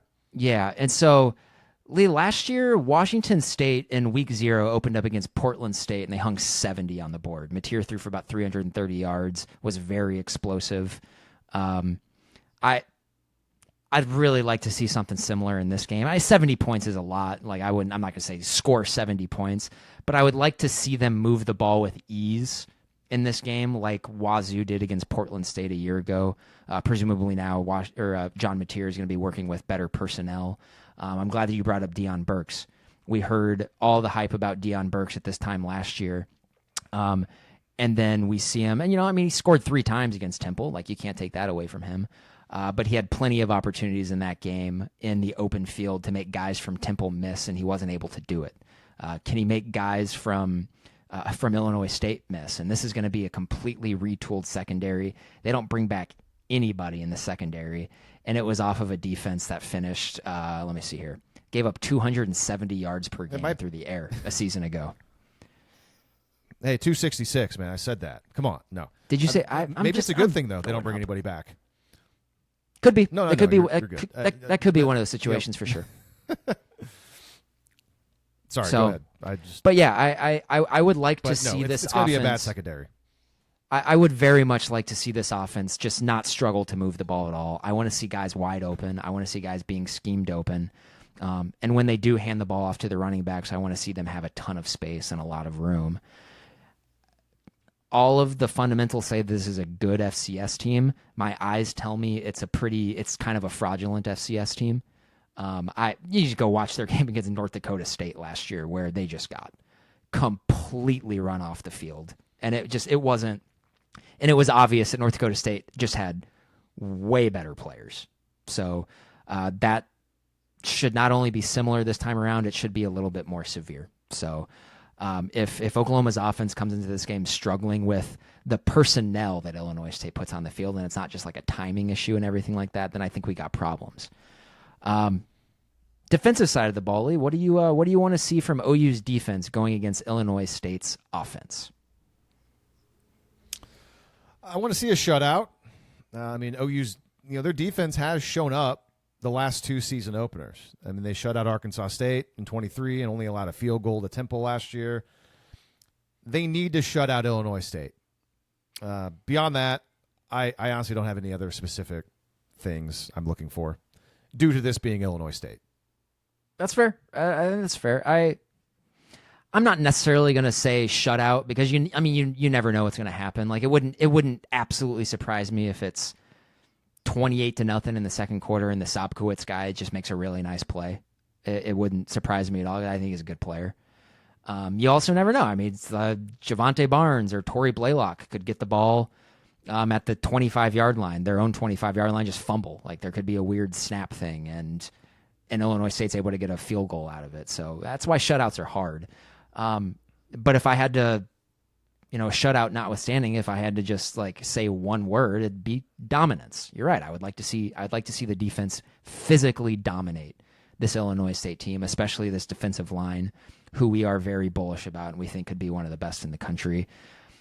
If you do have one of the best defensive lines in the country, if you have the best defensive line in the SEC, this Illinois State offense should genuinely struggle to pick up inches. That's how it works, and we'll see. I think it always, whenever I have those expectations, it never really materializes like that. There's kind of plays there, plays here. They practice too, and I'm very curious to see what they're going to do. But I didn't see anything schematically that is really going to scare Oklahoma. I think if they kind of read their keys and they're where they're supposed to be, this should be a successful game defensively. So we talked about what we want to see happen We're going to bring this back. It's been a while since we've actually done predictions of the game. Lee, what will happen in this game? What's going to happen? You got a betting line? Because I checked it out earlier, but I'm curious if it's changed. Let's see. The last I saw it, it's not everywhere, but like when I was looking at Bill Connolly's spreadsheet from yesterday when he put out his picks, I think OU was favored at that time, so this would have been Monday sometime. I think they were favored by 33.5. Oh, it's definitely changed. I mean, unless it's gone down. I saw a different number than that. Why?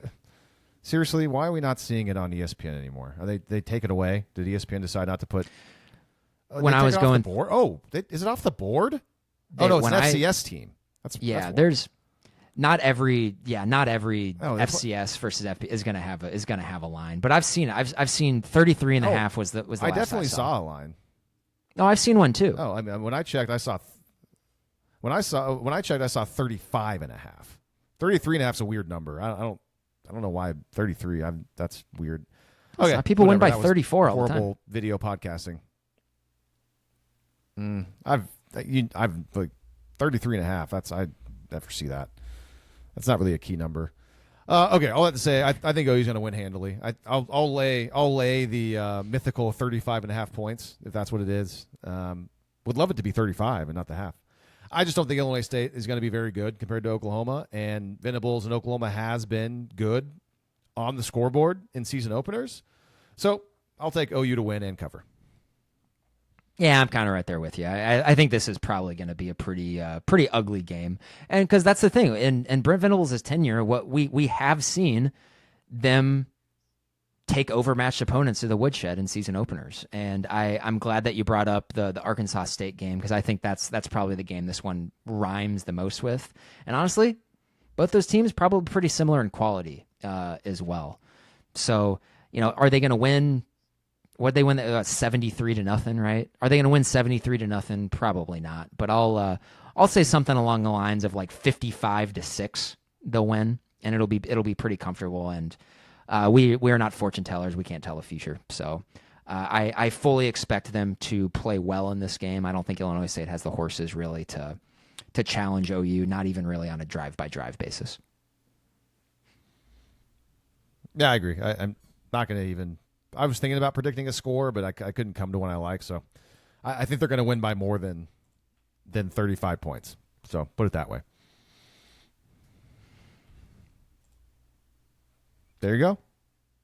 All right. Let's talk about the rest of the. There you go. That's a show. All right. So typically, we'll go over the conference OU's in. Now it's the SEC. These early season games, week one. I mean, there's obviously tons of non-conference, so there's tons of games to talk about. We're going to save some of this stuff for picks. I'm looking at this list that you put together. I'll be honest, I haven't really studied it up until now. Of all the matchups that we're not going to be discussing picks-wise, I mean, Syracuse and Tennessee are two P4 schools, but it's a big number. Mississippi State at Southern Miss, Toledo, Kentucky, Martin, yeah.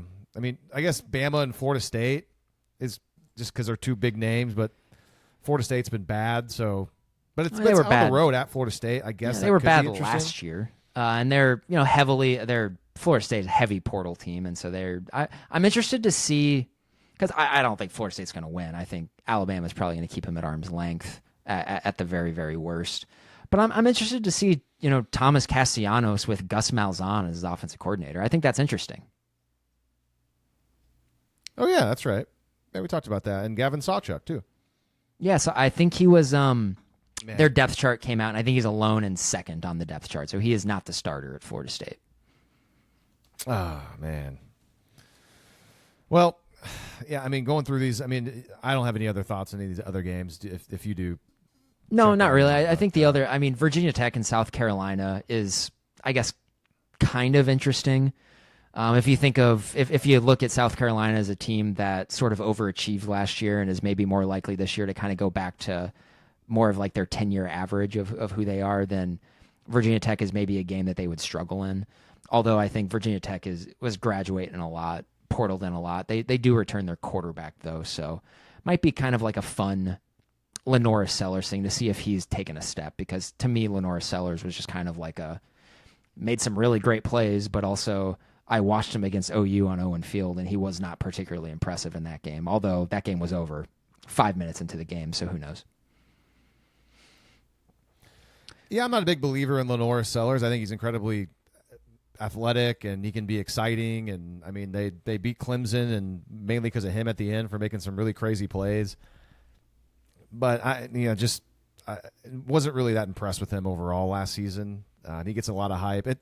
I guess he's kind of the Jalen Milroe of this season for me, whereas like people were like love Jalen Milroe going into last year. It's like, yeah, he's nice, he's okay, but there's a lot of flaws there.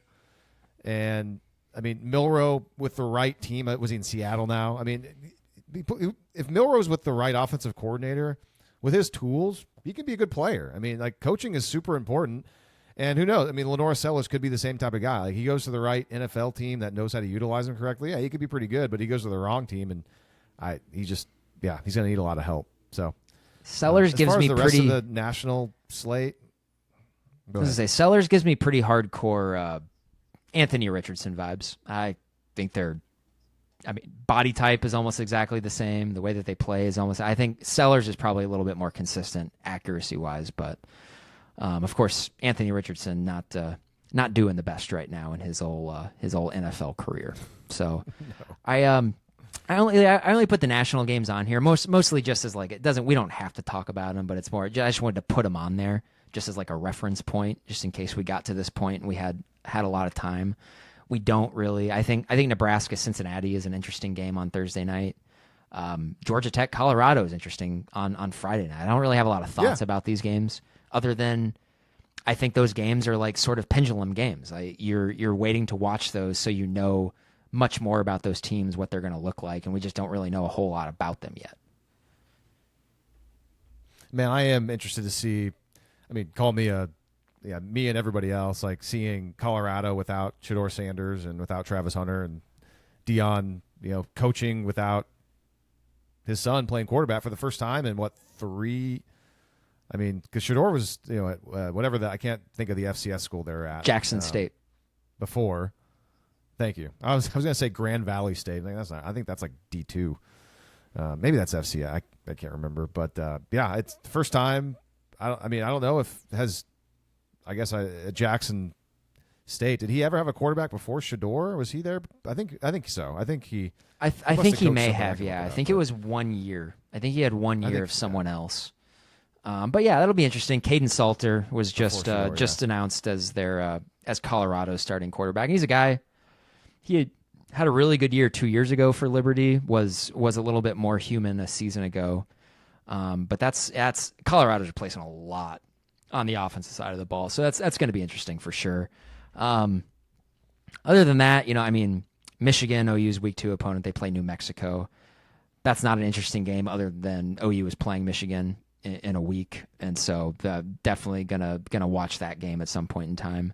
Lincoln Riley, your favorite coach, is opening the season at home against Missouri State. I think their first year as an FBS team, so that's kind of fun. Their confidence is gonna go sky high because playing a Lincoln Riley team in your first game of the year, it's like you're gonna be able to put up some points on the board for sure. But also Deonton Lynn is there now. That's what I was going to say. Is this the year where Lincoln Riley finally starts to look like a good all-around head coach? Because Deonton Lynn is a good defensive coordinator, and the steps were taken last year. USC's defense was so much better than it had been before. There's the offense without like an elite first number 1 pick type quarterback like that. I mean, the offense was good, but it didn't have that extra level of a Caleb Williams. Or Jalen Hurts that he's had, or Baker Mayfield. So, I think you could probably help me with the new USC quarterback's name who started the last few games last season. Jaden Maeva. Solid. Jaden Maeva. I mean, I like his size, big dude. He's big. So I mean, if he's really good, USC could be kind of interesting this year. We'll see. I think they got. All right, so. I feel like our connection must be kind of slower here and there because it's not as tight as it has been. You got something else to add on USC? I don't. No, I was just going to ramble. All right, let's do our picks. And, well, if you listen to this show and you live in a betting state and you want to bet who we pick, we made you some money last week for the most part. Grant was 2-1. I was 3-0. Hey, man. I mean, sure, maybe the Iowa State, Kansas State game, maybe it should have gone the other way here and there, and maybe I got lucky. Maybe not. Maybe I got lucky in the Hawaii game too. Maybe not. Not lucky in the Kansas game. That was pretty easy. That was Kansas won that game pretty handily. But now that we're on video for the first time ever, we're sure to probably throw in a 1-4 or 0-5 week now that people can really hold us accountable because they can see our faces. That's just the way it goes. So with all that preamble, we're going to make our picks for this week, and we'll start with a Friday night game, and we're all going to be interested in this one. It's a fun matchup. Auburn's at Baylor. Of course, we all want to see what Jackson Arnold looks like. I would imagine, I haven't looked at Auburn's depth chart. Has he been named the starting quarterback? Do you know? He has, yes, and there is not an or next to his name. Yeah, I'm very intrigued because I think Jackson Arnold, when given the right coaching and system, I think he can be somebody that's not what he was last year. I don't know if he has the talent to be like what he was recruited as one of the best 5-star players in the country. I don't think that's not going to happen. But I think he can be, again, I think coaching is so important, especially with quarterbacks. I think he can be coached into being a pretty good player.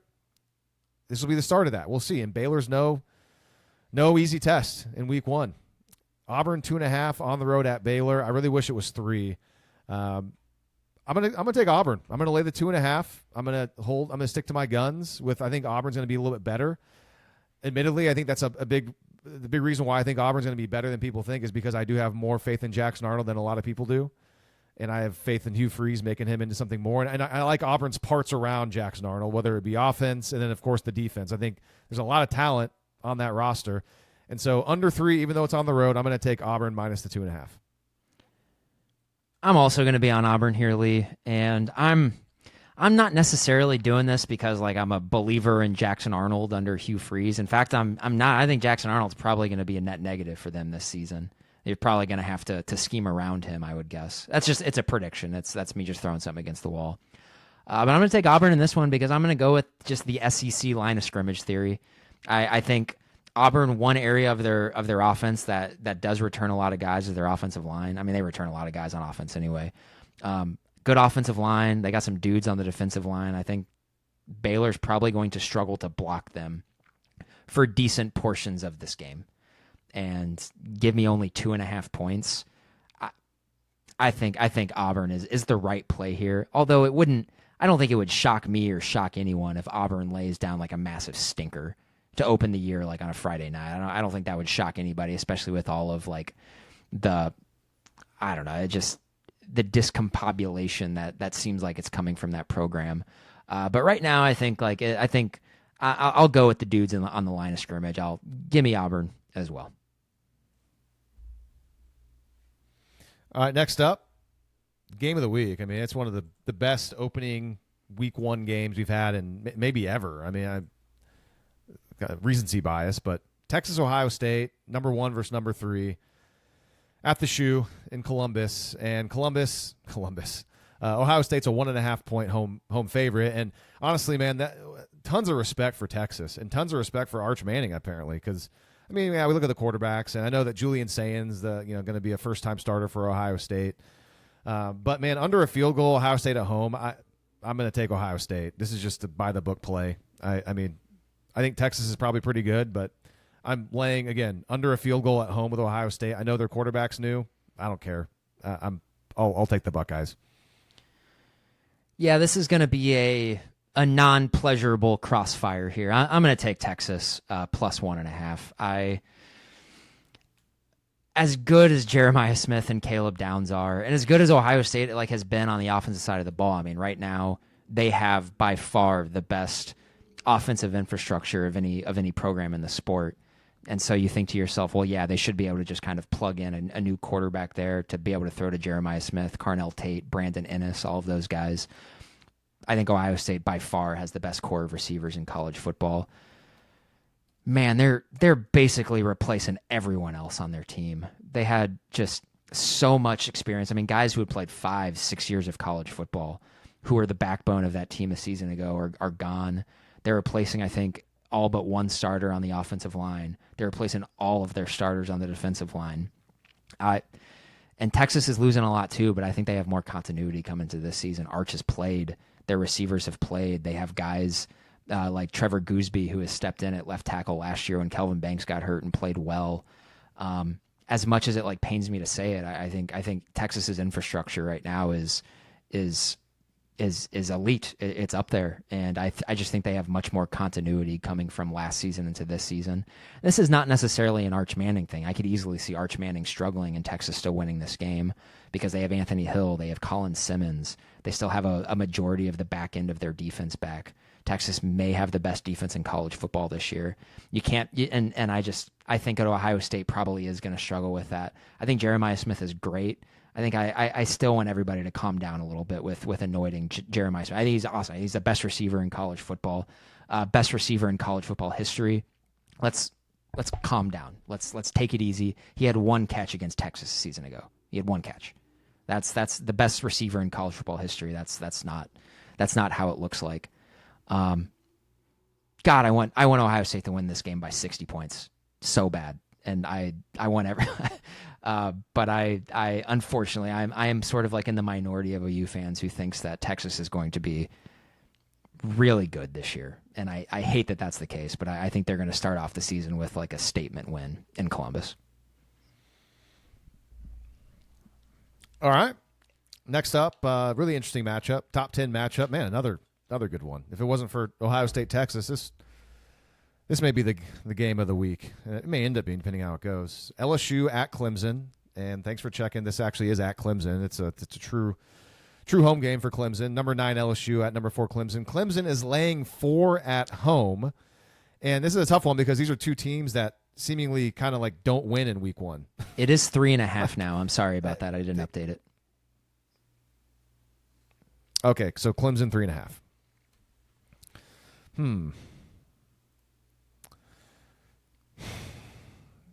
Yeah, I hate the history of Brian Kelly's LSU teams, and they can't win these games, but they're catching 3.5, and I like their offense. But does LSU have a defense this year? I don't know. I'll take LSU plus the 3.5.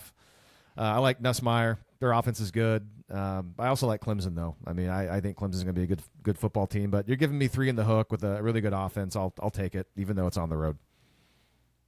We got another crossfire. I'm going to go with Clemson minus 3.5. This is a soft pick for me.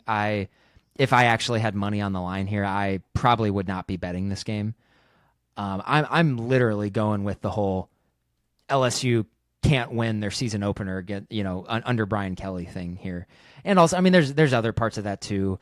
LSU is replacing their entire offensive line. And if you believe a lot of the mock drafts and the NFL people, Clemson's got a couple of NFL first rounders on the defensive line going against a totally green offensive line at night on the road. Clemson's got one thing I can say about offense was not their issue last year. Their offense was terrific a season ago with Cade Klubnik, Garrett Riley. They got all their receivers back, majority of their offensive line back. I think they're going to be able to score points on an LSU team that is like super retooled on the defensive side in the transfer portal. But I think it's an LSU program that has kind of lost a lot of their defensive identity. And I think they're slipping in that regard a little bit. So I think Clemson's going to be able to put up some points on them. And I think just the defensive line versus the offensive line matchup on the other end of the card is probably going to force Nussmeier to play hero ball at times, which we saw last year. He throws picks. He throws some picks. And so I think it's going to be a close game, but it's a game I see see Clemson winning this game like 38-28, something like that. And it's like close, kind of down to the wire, and then Clemson breaks away at the end. But I think everything is going to sound really similar regarding surrounding Brian Kelly after week 1 as it has the last 3 years. Tough spot for them to be in.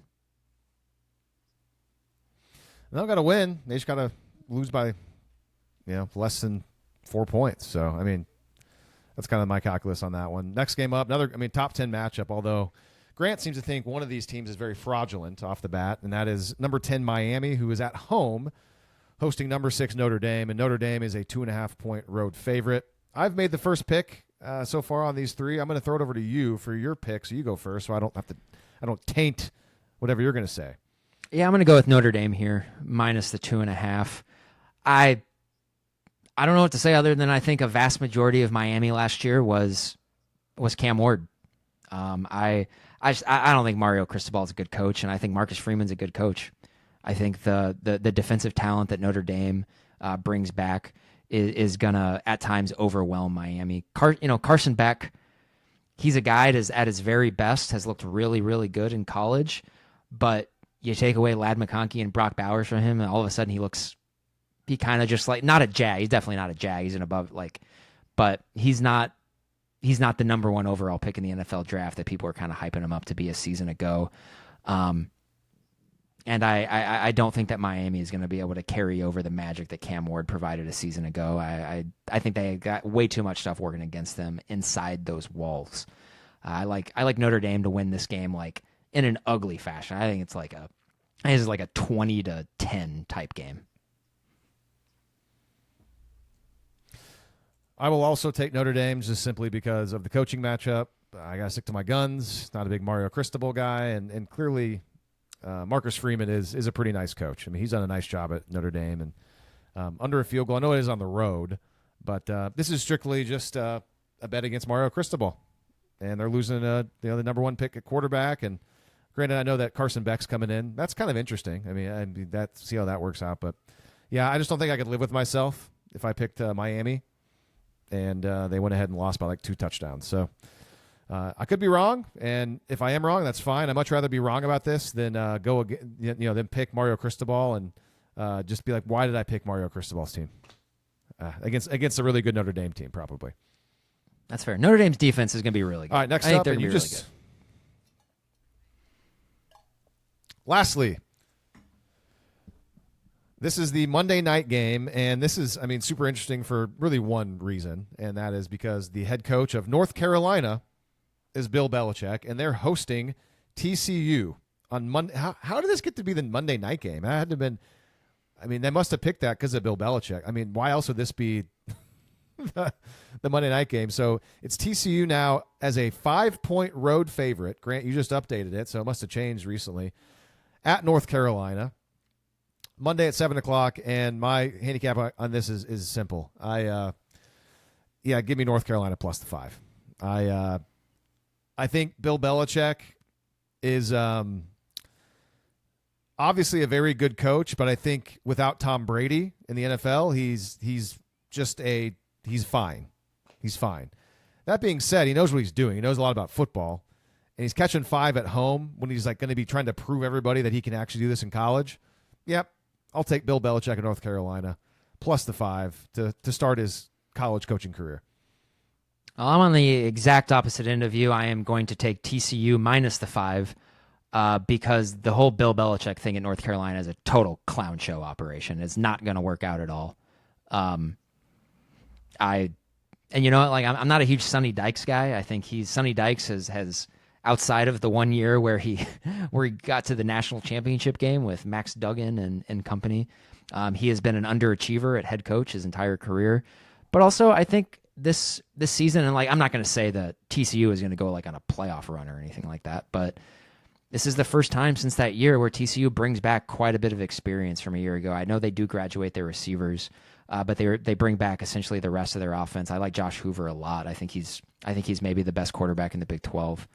And I don't think Bill Belichick is going to work in college at all. I am one of these. I'm one of the most outspoken people. The NFL model is not going to work in college. I just genuinely do not believe that is the case. I like TCU by multiple scores in this game. I think it's going to be quite the rough introduction to college football for Bill Belichick. It may not work for Bill Belichick, but in game number 1, where he's had the entire offseason to prepare and make sure that he doesn't look stupid in the first time he's coaching college, I think catching 5 points with him at home is a pretty darn good bet, given who he is. So that's my handicap on it. All right, to recap, Auburn and Baylor. That game's on Friday. Both of us are on Auburn minus 2.5. And then from there on out, man, we got 3 of the next 4 are crossfires. Texas, Ohio State, the game of the week. I'm on Ohio State minus the 1.5. Grant will take the 1.5 with Texas. Basically, that's a pick 'em. Who's going to win? They're just picking who's going to win the game. I doubt that. It's possible that 1 point could come into play, but yeah, we'll see. I'm going to say it's unlikely that 1 point's going to come into play. I think it's basically a pick 'em. LSU and Clemson. I am on LSU plus the 3.5 on the road. Grant will take Clemson laying the 3.5 at home. We will both take a road favorite in Notre Dame laying 2.5 at Miami. And then a crossfire on Monday night, Labor Day night. I will take North Carolina and Bill Belichick plus the 5 at home in his college coaching debut, while Grant will take TCU minus the 5 and TCU winning by at least a couple of scores there in Chapel Hill. That is the recap, and looking to continue my undefeated 2025. I'm hoping for a perfect season, Grant. Going to go undefeated this year. Yeah, good luck. I think that definitely could happen. Yeah. All right, well, that'll do it. That'll do it for this show. Boy, we really gave it to you all here in our video debut. And Grant, have fun editing this and putting this out. Have a good time. Gave it to him good and hard. Good and hard. By the way, I'm happy to get this done because we're going to be how many years in a row is this going to be now? At least 3. This is year 4 in a row. Minnesota Golden Gophers season opener. Well, the first one that we went to was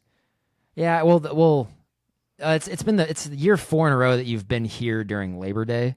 I think this is year 3 in a row we've gone to the Gophers game because that first one we went to was Matt Rule's debut at Nebraska, a game that they choked away in the end. Yeah, so Nebraska, the North Carolina, and now we're going to see the Buffalo Bulls. Whew. Good stuff. All right, any final thoughts before we close the book on the first ever video podcast in West of Everest history? Nib high football rules. Thanks, Lee. All right, guys. Enjoy OU, Illinois State. We will be back at some point after to talk all about it. Until then, for Grant, I am Lee. This is West of Everest. If you enjoyed this episode, make sure you subscribe to the show. And if you want to help us spread the word, please leave us a 5-star review. And also, tell all of your friends who are OU fans about West of Everest. You can listen to this podcast on iTunes, Spotify, Stitcher, and SoundCloud.